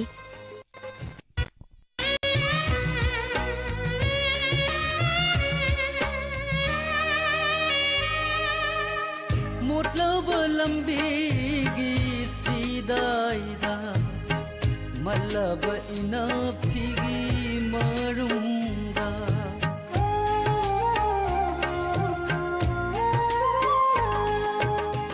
मोटलब लंबीगी सीदाइदा मल्लब इना फिगी मरुंगा लोना लोना आइबो येंबदी पूर्णिमा नंगना लोना लोना आइबो येंबदी पूर्णिमा नंगना नुंसी mytho उबरा नुंसी mytho उबरा विमान द्रवि पूर्णिमा पूर्णिमा पूर्णिमा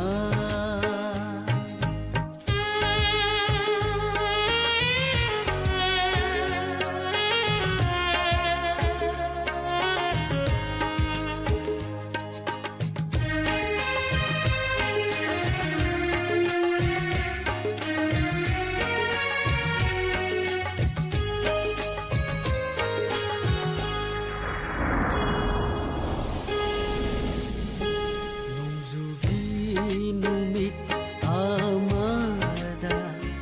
मल्लाबा खांगपोक संगमसीदा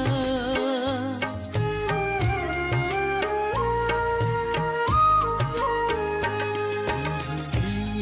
नुमित आमादा मल्लाबा खांगपोक संगमसीदा mahausaगी matawgum nangna mahausaगी matawgum inakta siptha yengna hankhibadi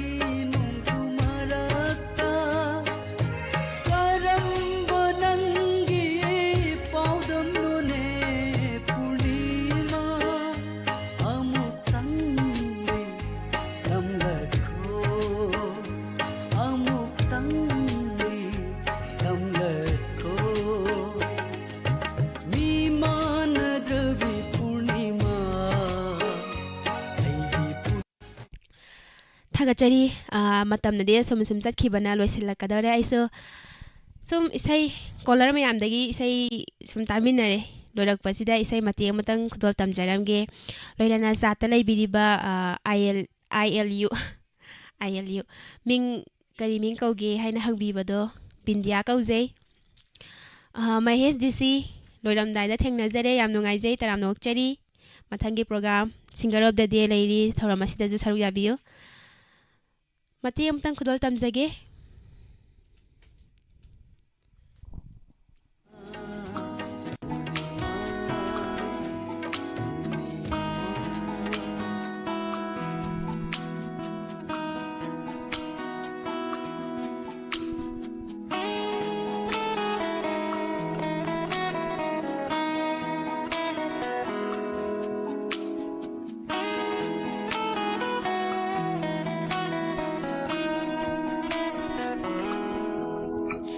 चिकपा आहेंगे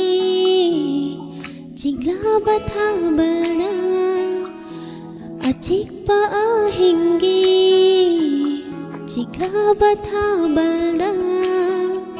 Nungshiba nangna Karigi warauliba Achikpa ahingi Chiklaba thabalda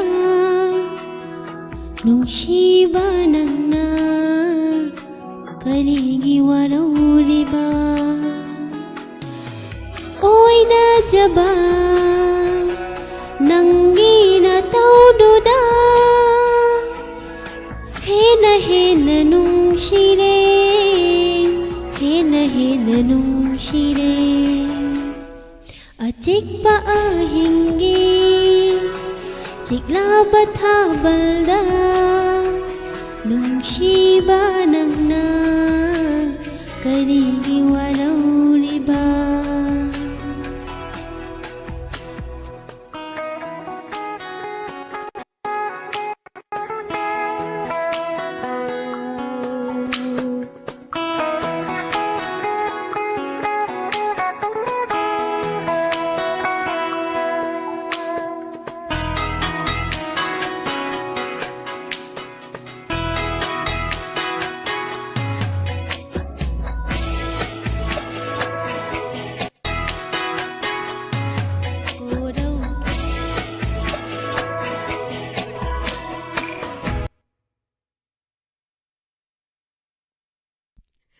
Khara phajari ngai zele phawrage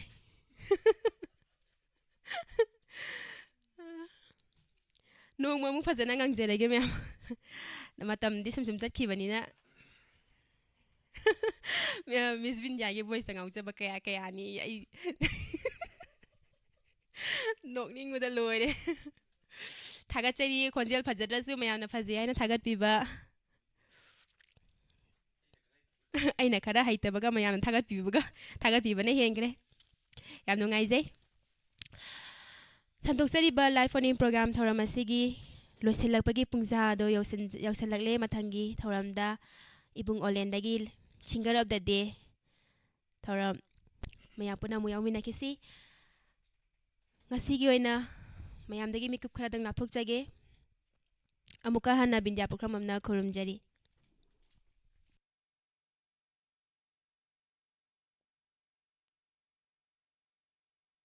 Amba Tagachari. Thank you. Tarum Saroya Virakpa. Sengathe Maria Lalita Yankom. KY Manglemba Tagachari.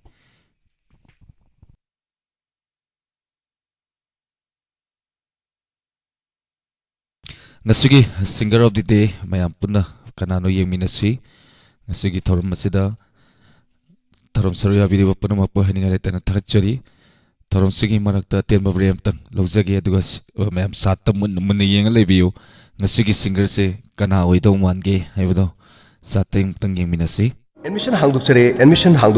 salibe academic session 2024 gi oina ST John Chiang School Tabul Khuno PS Nopok Semai PO Yaripok Thobal District Manipur Admission tawagi aroiba matam lakliba February gi tang 18 English singani kungamari session haujagadabana lakliba March gi tang mari English singani kungamari Nazari dagina class 8 fawagi admission hangdukchari ahen ba khudung chaba khara panjarabada minority sing amadi schedule tribe amadi schedule caste gi oina free admission free tuition fees loinana ahan ba lakpa chhatra kunda school gi bag amadi larik free da pijagani kana leijadaba schedule caste amadi schedule tribe singda free books free tuition fee free boarding gi khudung chaba su pijari road khudima ki van service ki khudung chaba su thamjari asonda Satra Singha Khanaba class thamjari spoken English ki khudong chaba leiraba nupa nupi ani gi tonga tonga boarding gi khudong chaba leijaraba angang singi de boarding gi khudong chaba su leijari loinana computer gi course ki khudong chaba su mafam asida pijari akoba marol gi thama call tawbiu 9863432514 amukana 9863432514 masi khakta natana awana gi matam oibna maram oiduna class 10 phaw gi manung da leiba chhatra sing free tuition gi khudong chaba pijari loinana ST John Chiang School gi paramedical section gi khudong chaba su leijari sahi ani gi diploma course loinana nursing MLT OTT X-ray technician physiotherapy pharmacy haribising asigi admission gi damak March ki tang 15 fawba khudong chaba pijari masi khakta natana technical section gi oina spoken English level 1 dagi na 3 fawgi loinana tonga tonga computer course ki khudong chaba BCC DTP CCA DCA, ADCA हारिबसिंग असि खुदोंसाबसु पिजरी मसिगिदमक्ता last date of admission लागलिबा February गी तांग 28 English 2023 session हौजगदबा लागलिबा March की तांग 3 इंग्लिश 2023 तानाबियु उनाबियु ST जॉन चांग स्कूल तबुल खुनो PS Nongpok Sekmai PO Yairipok Thoubal district Manipur Sagolban Moirang Larak Imphal da laiba Mother's Care Children Hospital and Research Center na angang amadi ahal singi free dental checkup ki khudong chaba pijari free checkup asi February 22 dagi kumapal fawba ayuki pung 10 dagi nungtuli pung 3 fawba sathajagani dental treatment khuding makta chada kun gi discount chu pijari kaubiraganu 12 to 29 February from 10 AM to 3 PM Dental Department, Mother's Care Children Hospital and Research Center. Call 700-536-0029. Nungairaba Paujel. HN Homeo Clinic, Konung Mamang Wangkhei, near Thangal Temple. Panjariba HN Homeo Clinic asigi chahi tara manga surupagi free-da treatment tawjari. Maroina sinusitis, tonsillitis amadi nungsang itawa asina singbusing asigi kanaba lobiho. Mafamna HN Homeo Clinic, Konung Mamang Wangkhei, near Thangal Temple. Free treatment gi matam ayuk ki pung 8 dagi na pung 2 makhai fawba loinana nomaijing numit ayuk ki pung 8 dagi na pung 12 akupa marol gi damak paw phobiu 9856-132-688 amukahana 9856-132-688 kaubiraganu HN ngasigi thorom sigi makha chatajarak poison bindiagi thorom mapamna bapung phamliba haininga letana tachari mi 75 Anandi Okram indam sa taram noksari Vembisak taram noksari thank you Alangbam Ravita takachari Ningol Ilupuya takachari Tomtin yung kaibam takachari Ma'am singer me ijalake ko Ma'am ready levisi Dinesh Sarmana sakpaisai Khanbiyu miyoi Ahum lakutsage Dinesh Sarmana khanba sakpaisai Masigi marak sida isay makudol tamjarake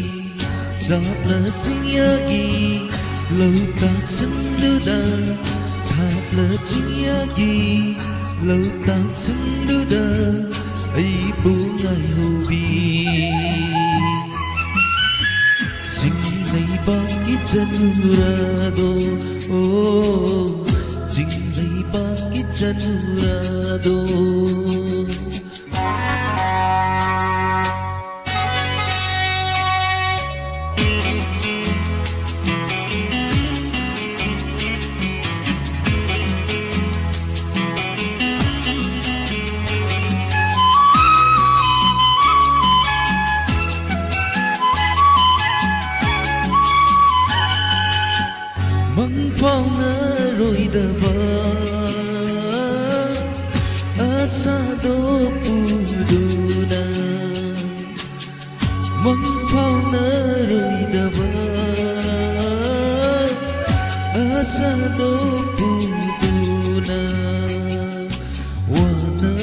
ngairam gani lakaroi daba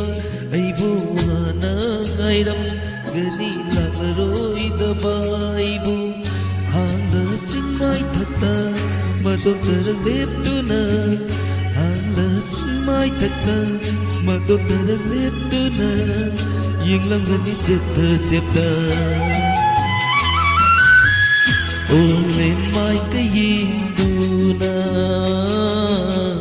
aigi mai kai yinduna le forage takchiri ngasigi isen bindia gi live follow program ya mong ta gi mathan tan na bi program mathan da call phang mai ya wai ithan da ta gi hai yam phajaba wafam amani loina madam am su hair ki maliko itana ta again sir isu lagle mem soning thousand takachari dilip son sabam takachari nang na keba ana khanbire nang na keba saktam do phaire thagi lohongba chatlamdai gi matamda mera thagi Shanarigum Yingbada Kadol tamjagi taminasi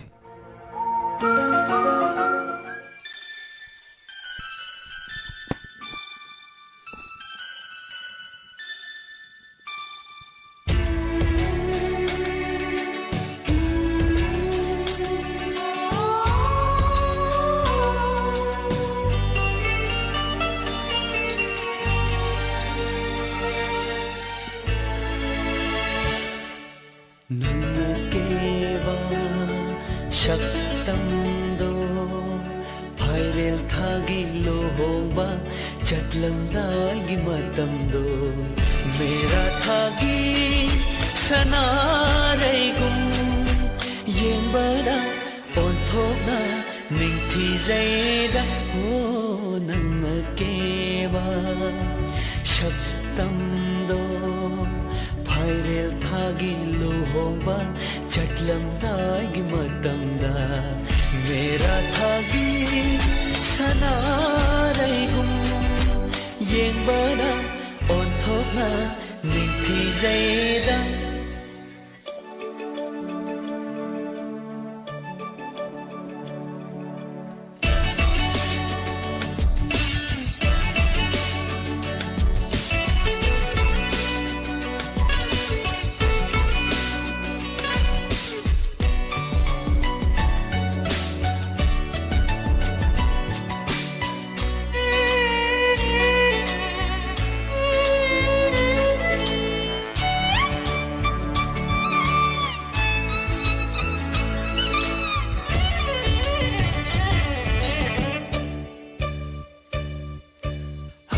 Chanda apaba phi khwangdana thamba leikho maitai phi gi phijini divani tagi mairi parengum ningthi jai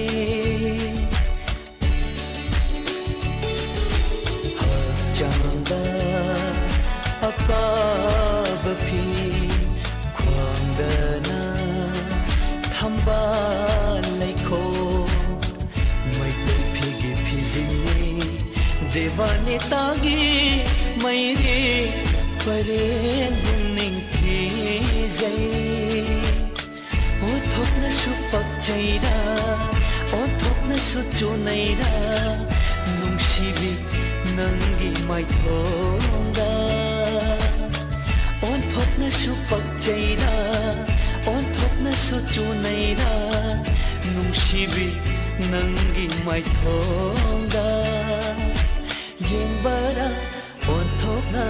ningthi zaida o nangakena thoklakpado phairel thagi luhongba chatlamdai gi matamdo mera thagi sanareigum yengbada on thokna ningthi zaida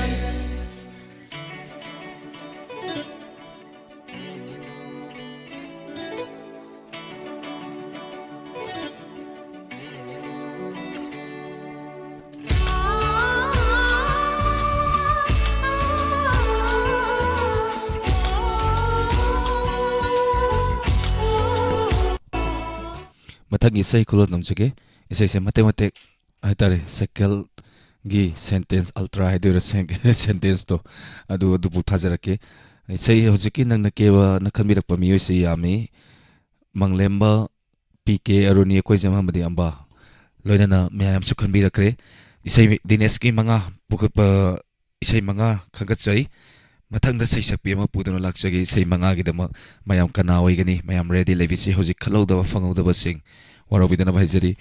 ꯐꯪꯍꯧꯗꯕꯁꯤꯡꯒꯤꯅ ꯑꯩꯅ ꯏꯁꯩ ꯑꯔꯥꯡꯕ ꯑꯃ ꯁꯛꯂꯛꯀꯅꯤ ꯉꯥꯛꯇꯪ ꯅꯤꯛꯅꯕꯀꯣ ꯃꯔꯛꯇ ꯃꯊꯪꯒꯤ ꯏꯁꯩ ꯈꯨꯗꯣꯜ ꯇꯝꯖꯔꯛꯀꯦ ꯏꯆꯜ ꯖꯣꯌꯥꯅ ꯈꯟꯕꯤꯔꯛꯄ ꯏꯁꯩꯅꯤ ꯃꯪꯂꯥꯟ ꯈꯨꯗꯤꯡ ꯎꯔꯨꯔꯦ ꯑꯩꯒꯤ ꯅꯨꯡꯁꯤꯕꯤ ꯁꯛꯇꯝꯗꯣ ꯅꯨꯡꯁꯤ ꯄꯥꯎꯈꯨꯝ ꯆꯟꯗꯨꯅ ꯃꯣꯃꯣꯟ ꯅꯣꯛꯄ ꯃꯤꯅꯣꯛꯅ 나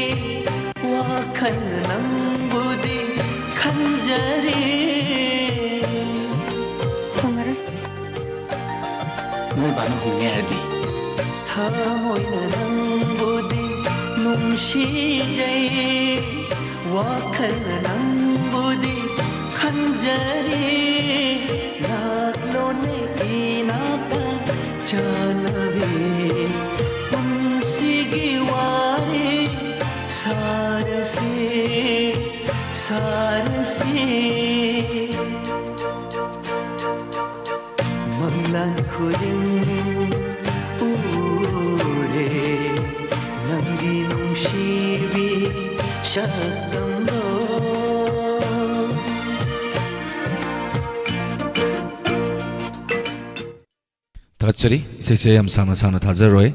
ꯃꯇꯦꯛ ꯃꯇꯦꯛ ꯈꯨꯗꯣꯜ ꯇꯝꯖꯔꯛꯀꯦ ꯃꯇꯝꯁꯤꯅ ꯇꯦꯟꯕꯅꯤꯅ ꯄꯨꯡ ꯑꯃꯇꯪꯒꯤ ꯄ꯭ꯔꯣꯒ꯭ꯔꯥꯝ ꯑꯃ ꯑꯣꯏꯕ ꯑꯗꯨꯅꯅꯤ ꯀꯦꯁꯣꯔ ꯒꯣꯔꯨꯡ ꯑꯩꯗꯤ ꯏꯁꯩ ꯈꯜꯂꯔꯣꯏ ꯃꯌꯥꯝꯅ ꯈꯟꯕꯗ ꯏꯁꯩꯁꯦ ꯑꯣꯏꯅ ꯇꯥꯖꯔꯒ ꯐꯅ ꯑꯗꯨꯝ ꯅꯨꯡꯉꯥꯏꯔꯦ ꯊꯧꯔꯝꯁꯦ ꯑꯩꯗꯤ ꯍꯥꯏꯗꯤ ꯄꯣꯊꯥꯔ ꯂꯩꯕꯀꯣ ꯃꯌꯥꯝꯅ ꯁꯨꯝ ꯈꯜꯍꯜꯂꯛꯄ ꯇꯥꯕꯒꯤ ꯌꯥꯏ ꯑꯗꯨꯁꯨ ꯑꯝꯕꯥ ꯊꯥꯒꯠꯆꯔꯤ ꯏꯆꯜ ꯖꯣꯌꯥ ꯊꯥꯒꯠꯆꯔꯤ ꯊꯥꯡꯖꯝ ꯃꯟꯖꯅ ꯑꯔꯨꯅꯤ ꯑꯩꯈꯣꯏꯖꯝ ꯍꯣ ꯁꯥꯔ ꯑꯣꯂꯦꯟ ꯇ꯭ꯔꯥꯐꯤꯛ ꯖꯥꯝ ꯊꯣꯛꯂꯦ ꯆꯥꯠꯁꯦ ꯀꯟꯇ꯭ꯔꯣꯜ ꯄ꯭ꯂꯤꯖ ꯑꯩ ꯀꯃꯥꯏꯅ ꯀꯟꯇ꯭ꯔꯣꯜ ꯇꯧꯅꯤ ꯑꯗꯨꯁꯨ ꯑꯔꯨꯕ ꯑꯃꯅꯤ ꯅꯤꯡꯉꯣꯜ ꯊꯥꯒꯠꯆꯔꯤ ꯃꯃꯥ ꯕꯤꯃꯣꯂꯥ ꯀꯣꯟꯁꯝ ꯊꯥꯒꯠꯆꯔꯤ ꯏꯕꯦꯝ ꯄꯤꯆꯛ ꯋꯥꯟꯁ ꯑꯒꯦꯟ ꯊꯥꯒꯠꯆꯔꯤ Alangwam Robita PK Tagachari Marak isay arang malay Dineski isay di khalaga nangaw da bazingi arang ba isay lay isay Maria ready lay si Robbie na kanbirak pa isay ni nung si sahumam amada hay na sayo bisay ni kudol tabjarake panatamin na si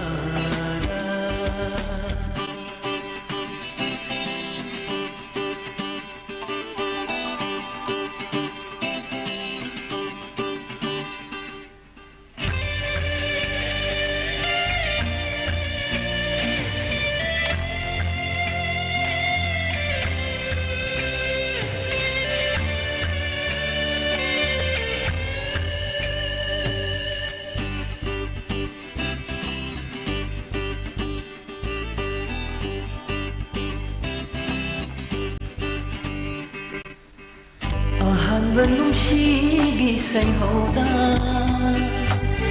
Wasak pandong long na kiba Ahan nungshigi say hoda Wasak pandong long na kiba Masidi pirare Masidi pirare nungshibida uduna nungshigi sagum amara karigi hazaroi nahaku Tagachari mayam nadi isay se sagle o na khalak pa isay yame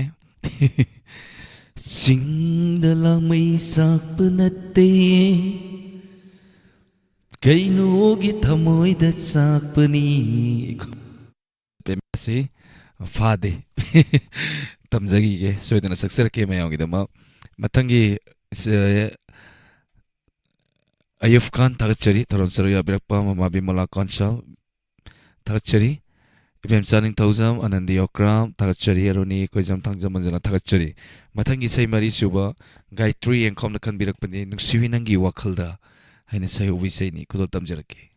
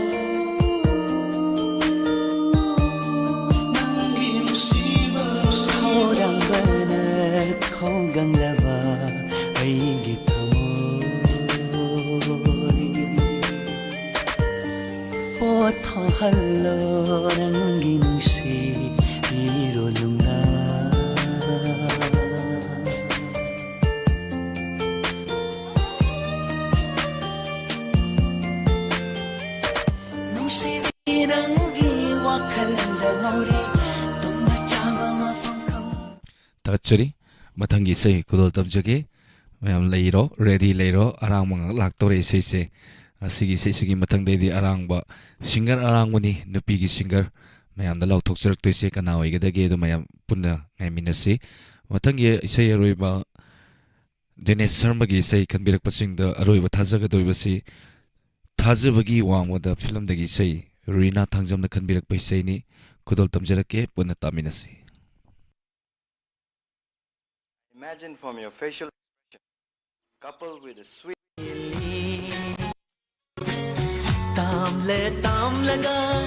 ningsingba heli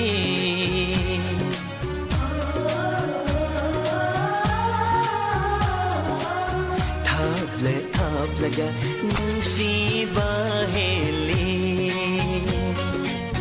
Tamle tamlaga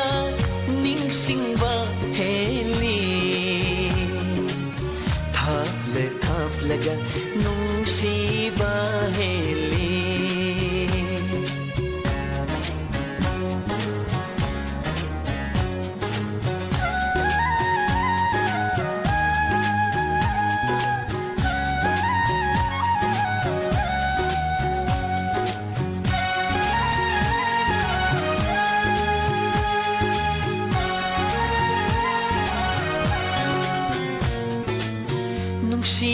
nangi nungsigi langlana punsin bire aibu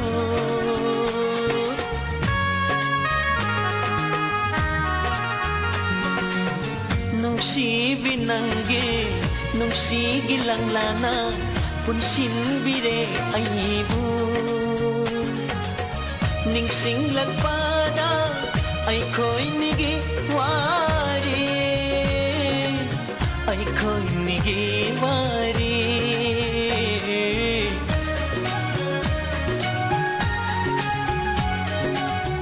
ure tangi nungsibi satam khalli kau bagum nanata aibu thaplega nungsiba heli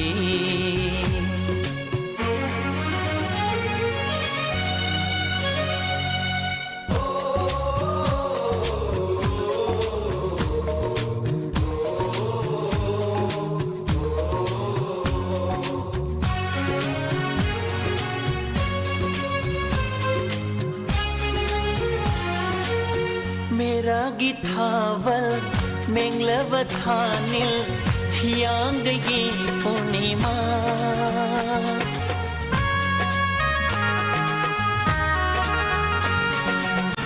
मेरा गिथावल मेंगलवथानिल हियांगगी पूर्णिमा हेंदे तादे ना हकी शतम Kisatamna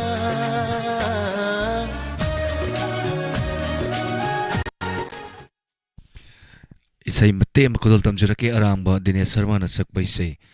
sigi marakta mathangi saisakpi amagi maming irakani mayam satta miyeng taminase kanana hali yeminirase satta isai sigi marakta isai sakna satta soidan ijarake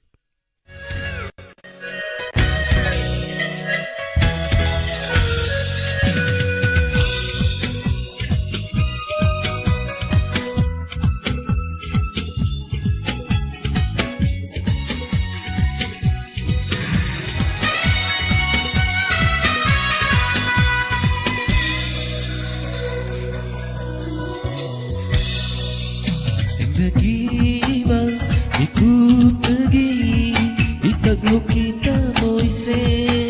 ingadiba ikupagi itaglo kita moise utingiyawa tangina fada fonani kanjaki ingadiba ikupagi ichum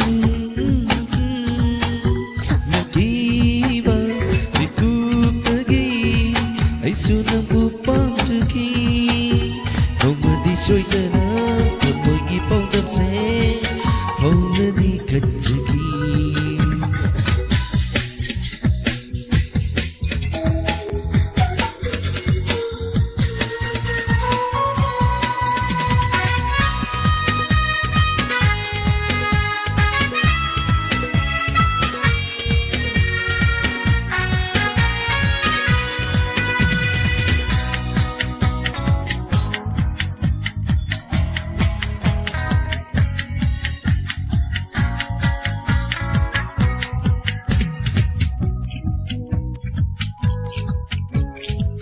Thank you. Tachari Linda Tangzamna Sakpaisei Mga Kaklokotsaги Mayam Yengasi Kana na halido Gayatri Hero Tachari Hai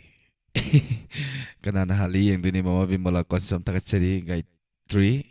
Once again Tachari PK Atoibi Tachari Manglemba Song Thagi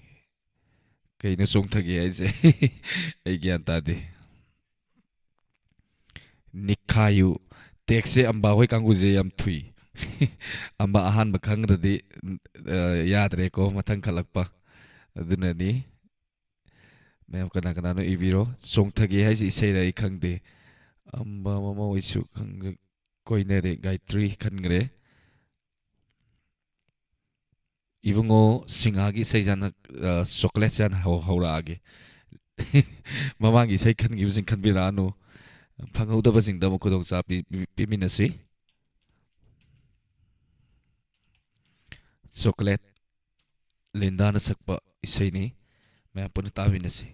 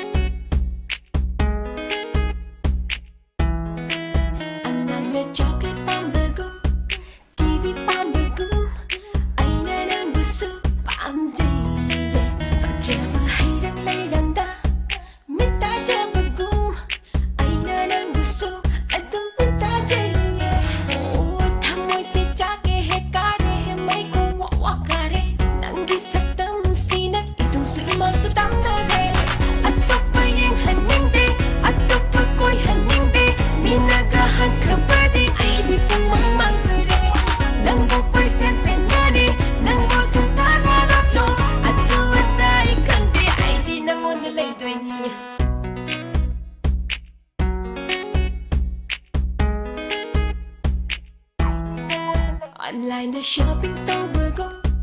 booking tawagum aina nangusu leidoini thoibina khamba pambagum nusi jabagum aina nangusu yamna nusi jaiye haining ba tawning ba nganing ba koding ining tawni lam henbi itawshine natushna mangsat inani atokpa yeng haningde atokpa koi haningde Ninagahan krapadi ay di pa mamangsure Nangbo ko'y sensenari Nangbo sultagaraplo At tuwat ay kanti ay di nangon nalay to'y niya Lara, lara, lara, lara, lara, lara Yeah, yeah, yeah, yeah Lara, lara, lara, lara, lara, lara Yeah, yeah, yeah, yeah Thamoy se jage hai kare hai mai khuwa wa kare nangi saktam sina itong se masatam na re Atokpa yeng haningde atokpa ko'y haningde Ninagahan krapadi ay di pa mamangsure Nangbo ko'y sensenari Nangbo sultagaraplo At tuwat ay kanti ay di nangon nalay doyni Atokpa yeng haningde atokpa ko'y haningde Ninagahan krapadi ay di pa mamangsure Nangbo ko'y sensenari Nangbo sultagaraplo At tuwat ay kanti ay di nangon nalay doyni ꯃꯊꯪꯒꯤ ꯏꯁꯩ ꯃꯪꯂꯦꯝꯕꯅ ꯈꯟꯕꯤꯔꯛꯄ ꯆꯣꯡꯊꯒꯦ ꯍꯥꯏꯀꯣ ꯑꯝꯇ ꯌꯦꯡꯖꯒꯦ ꯂꯤꯟꯗꯥꯅ ꯁꯛꯄ ꯏꯁꯩꯅꯤ ꯃꯊꯪꯗ ꯀꯜꯄꯅꯥ ꯕꯤꯗ꯭ꯌꯥꯄꯇꯤ ꯌꯥꯝ ꯂꯩꯔꯤ ꯃꯊꯪ ꯈꯨꯗꯣꯜ ꯇꯝꯖꯔꯛꯀꯦ ꯃꯌꯥꯝꯅ ꯈꯟꯕꯤꯔꯛꯄ ꯏꯁꯩꯁꯤꯡ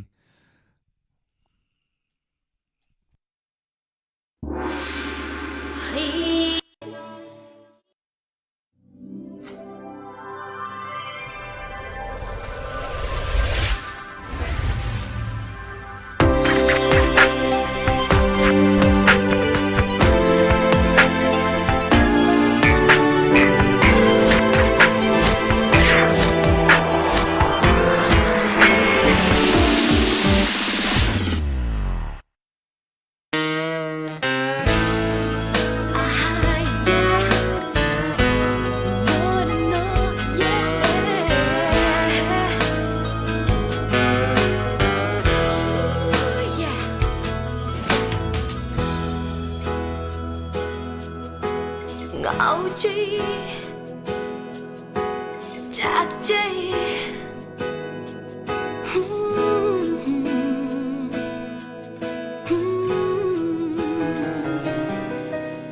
ngạo chi chắc chi nangu mani pasi ay di pam chi kalak chi nangi thau na si ay di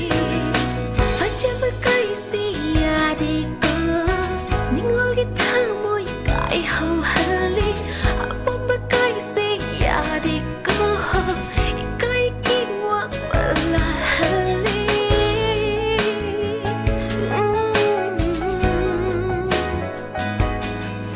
nang na ya gira ya rồi gira khăng đi đi đang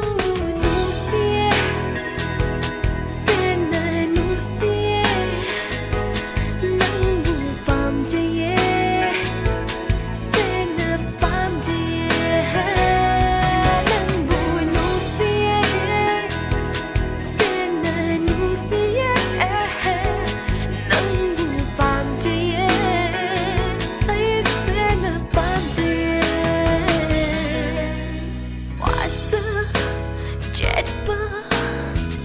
ôi đừng gây nên nắng gì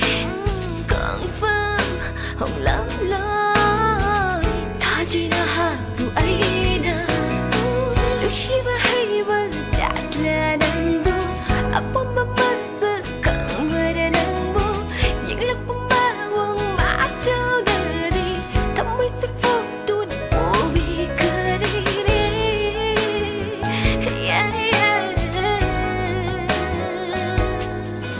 nang na ya gira ya rồi gira khăng đi đi đang nu xia sen na nu xia nang bu pam je sen na pam je nang bu nu xia sen na nu xia nang bu pam je ai sen na pam je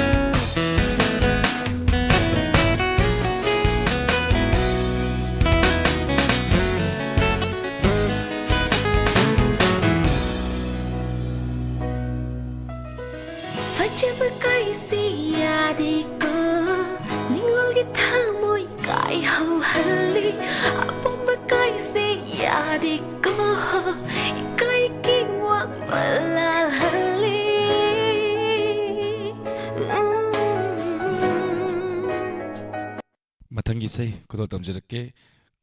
koinere se yam mayam khanbire bidavati ahongwi manglemba kalpana haiba sing asina khanbire pisai ni ma puna taminasi miko khargi matuna taminasi inspector tayai aigi zaki gi ani suwatangka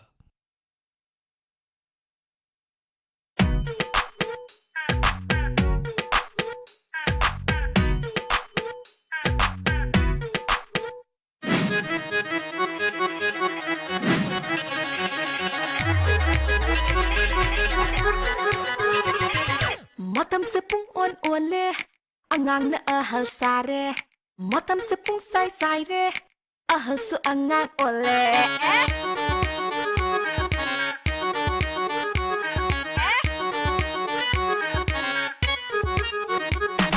matam sepung on le angang na ahal sare matam sepung sai re ahal su angang ole nusi bay mamma leitre apam bay chay hithidre nung bunung sineraba kanagi wasu tadre musuk moresu ngosok moresu kumu tok lesu muy masa masa yana de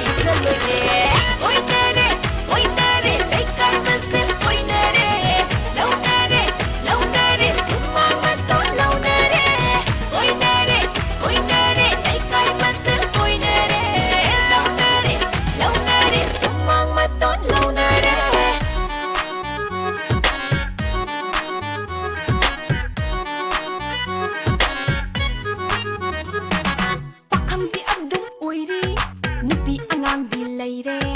ꯂꯩꯁꯥꯕꯤꯅꯦꯗꯤ ꯍꯥꯏꯔꯤ ꯃꯗꯨꯒꯤ ꯆꯦ ꯆꯥꯡ ꯂꯩꯇꯦ ꯊꯃꯣꯏꯒ ꯊꯣꯛ ꯊꯣꯛ ꯄꯤꯅꯩ ꯑꯗꯨ ꯑꯗꯥꯀ ꯊꯤꯗ꯭ꯔꯦ ꯅꯨꯡꯁꯤꯕꯁꯦ ꯀꯩꯅꯣꯝ ꯇꯧꯈ꯭ꯔꯦ ꯕꯅꯥꯟꯒ ꯄꯨꯡꯁꯥꯏ ꯁꯥꯏꯈ꯭ꯔꯦ 이까 이기가 loi나막 막그래 소이다 숨 lo이래 모이 마사 마사 뻔하라도 이로이 lo이래 오이나래 오이나래 레이카이 마세 오이나래 로나래 로나래 숨마만 또 로나래 오이나래 오이나래 레이카이 마세 오이나래 로나래 로나래 숨마만 또 로나래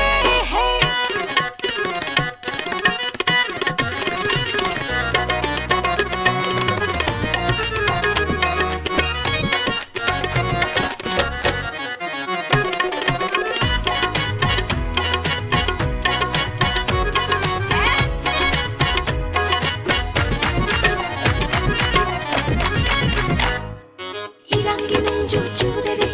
탐모이에는 혼내래 한누한테 가야서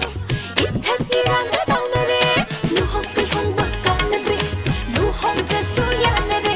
무시바스 딜리 똥야래 가이나마기 마타 사나래 로링마 로나라 가이닝마 가이나라 시바시 나바리 돈시시 두하이니 로링마 로나라 가이닝마 가이나라 시바시 나바리 돈시시 두하이니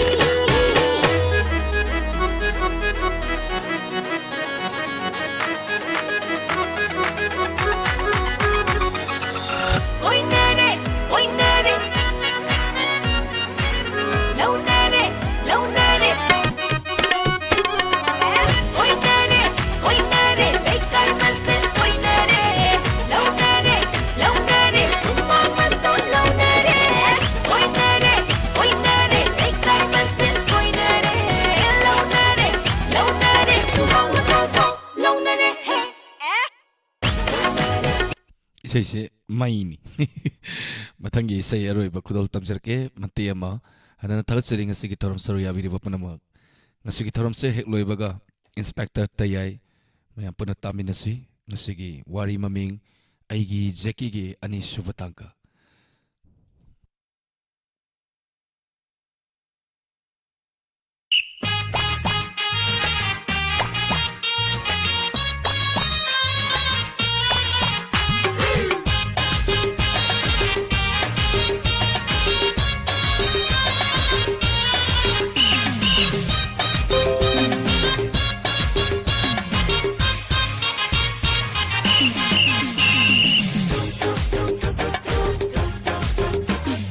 ꯑꯩꯅ ꯀꯦꯕ ꯂꯣꯏꯗ꯭ꯔꯤꯉꯩ ꯙꯣꯜ ꯊꯤꯟꯃꯔꯦ ꯍꯧꯈ꯭ꯔꯦ ꯍꯣꯔꯃꯟ ꯀꯣꯛꯆꯤꯡꯅꯕ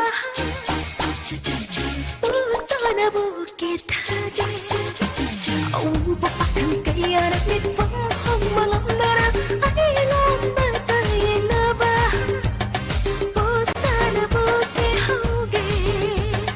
ꯄꯣꯁꯇꯥꯅꯕꯨ ꯀꯦꯍꯧꯒꯦ 하발 마음 쿠딩기 신바 tum나 종타게 하발 마음 쿠딩기 신바 tum나 종타게 파자 파자 비칸두나 막고 찡라가 종타게 hey 파자 파자 비칸두나 막고 찡라가 종타게 이만나위 맘망다 짱따바야 폰테 그중노비 칼라가 와리 핵다 호진게 와리 핵다 호진게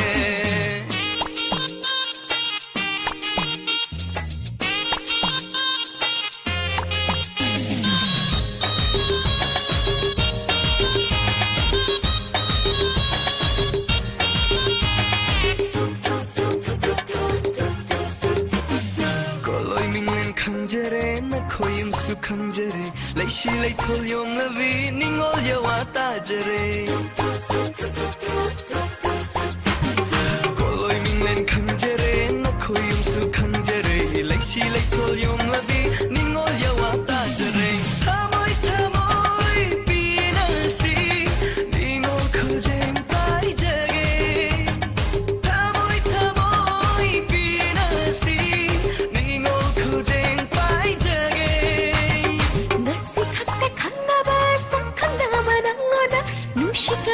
하이가니 덤물가름 비가니 하유니 나시 칸다 칸나바 싹칸나바 낭와나 눅시가름 하이가니 덤물가름 비가니 어라이 거이기 타발라 베나 종실라 후쿠라 후쿠 베나 종실라 후쿠라 후쿠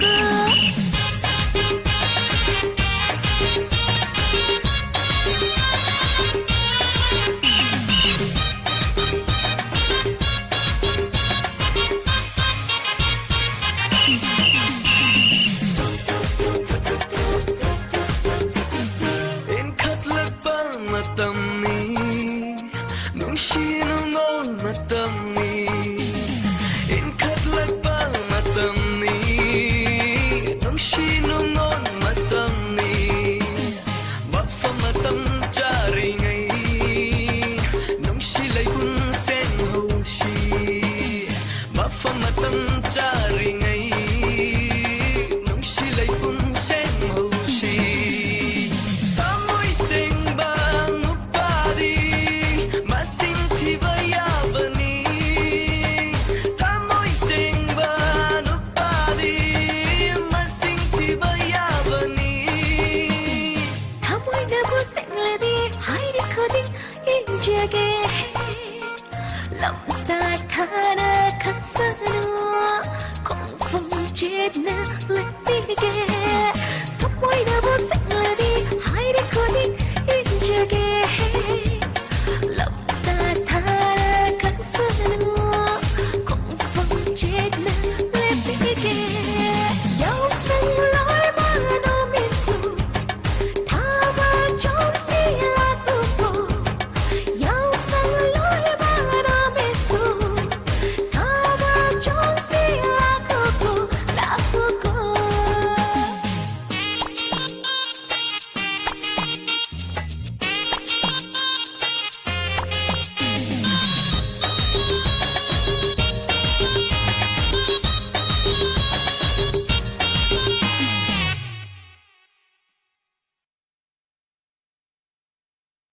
mayam thawal su mate masong kre thank you tarum saru ya birakpa anana takachari inspector te idam mayam punna miko matang ngaminase thank you hanana takachari ngasigi thabal yamna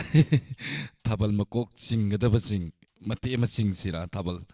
thabal music ko mate ma haitare ne mayam bit ngatang gini makok singo pangalong sing si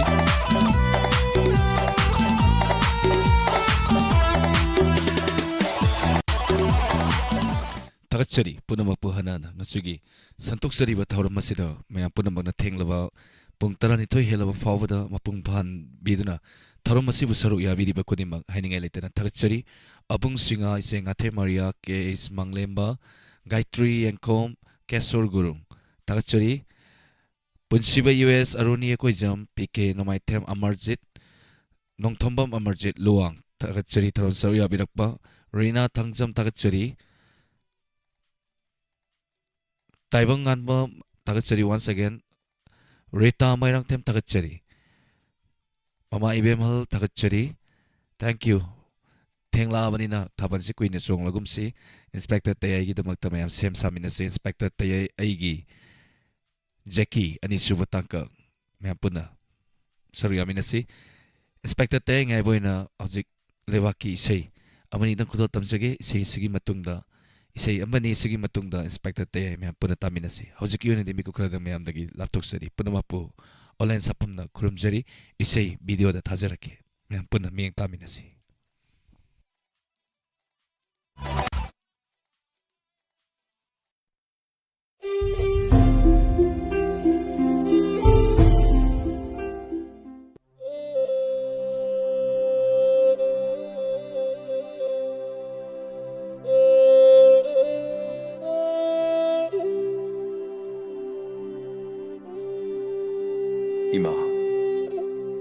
Ima nungsibi natambak na chawi na poksaba kaya gimatik sakthok sa ningay huwediba Ima nungsibi mirol chama lakshanu ngamloina cha kayagi igi ichena leptriba phawa pomna pham ima bu mun khiba kanana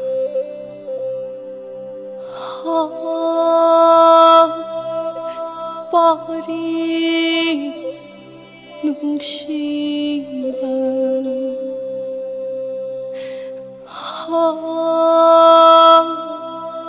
ikmo nungshibi kambi may hauraba imabu may kanbada ichagi yai binathawai mga magtab manglabarani ichagi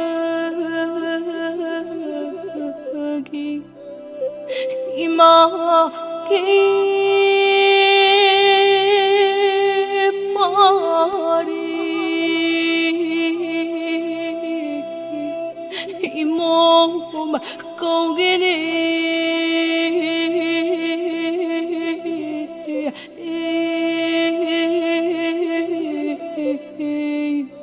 imana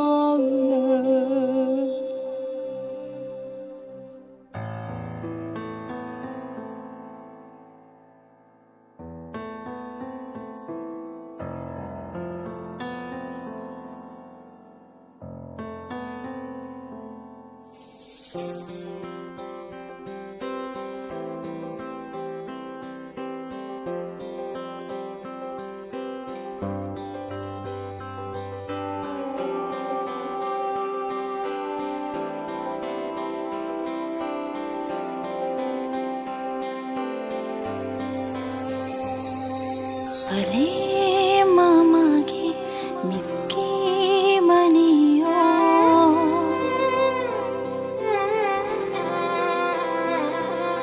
Ale mamagi mikki maniyo ayuki na koro ahingi na thaja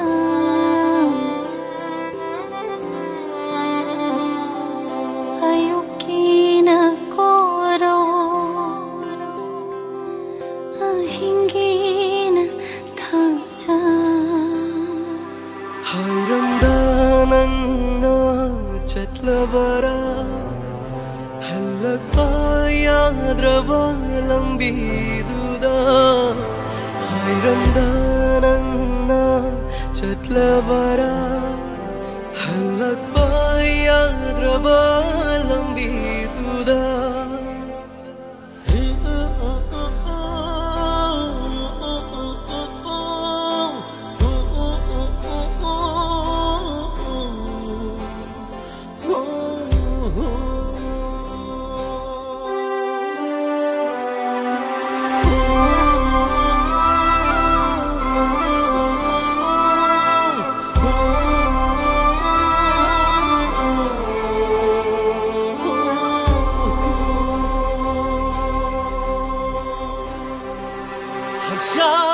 kanagi thawai oi banangbu kauri bashe muktan khumla khone nangbu hakchang kanagi thawai oi banangbu kauri bashe muktan khumla khone nangbu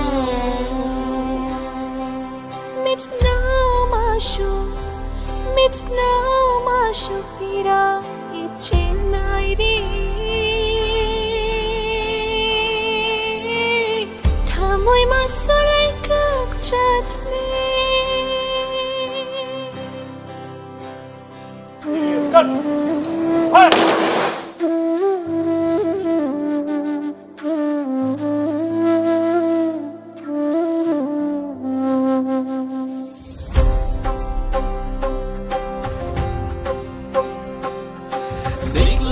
Sana leirang pai la balem kaya na pambong hanggat okli ng bungay riye at tauba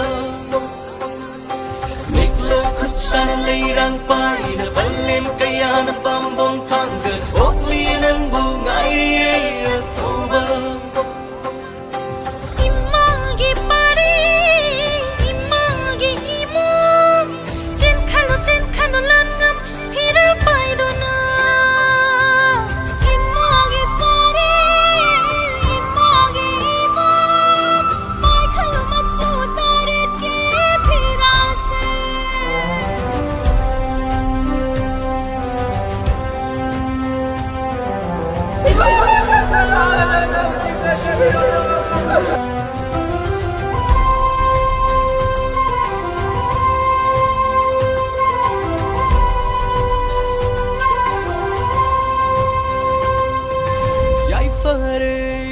fare kan lei imana yai fare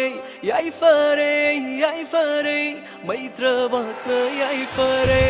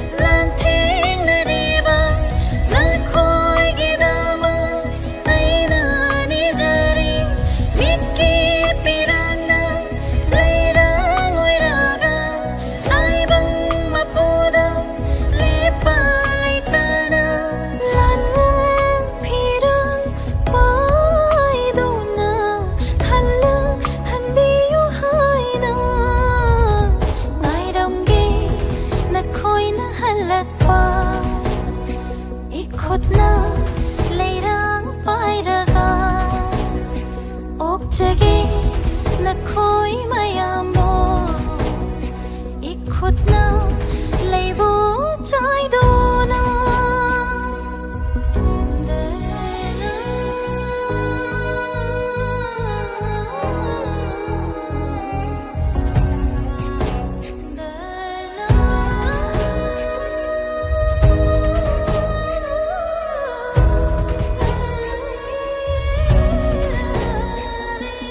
numsiba pumnamaktai numsibadi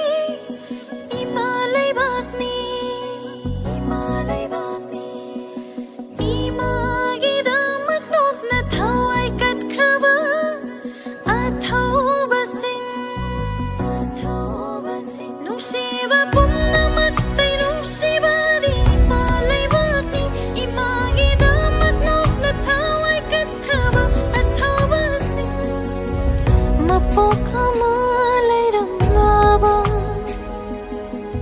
Halat mo ko'y ramdamsida Mapok amalay ramlaba Halat mo ko'y ramdamsida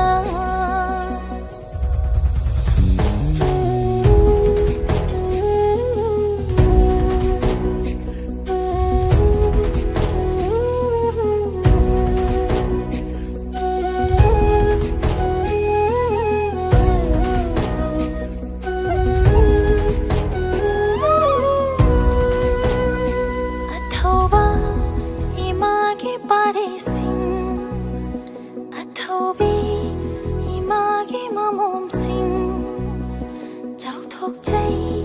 nakhoygi thaunada Lamdamsigi ningo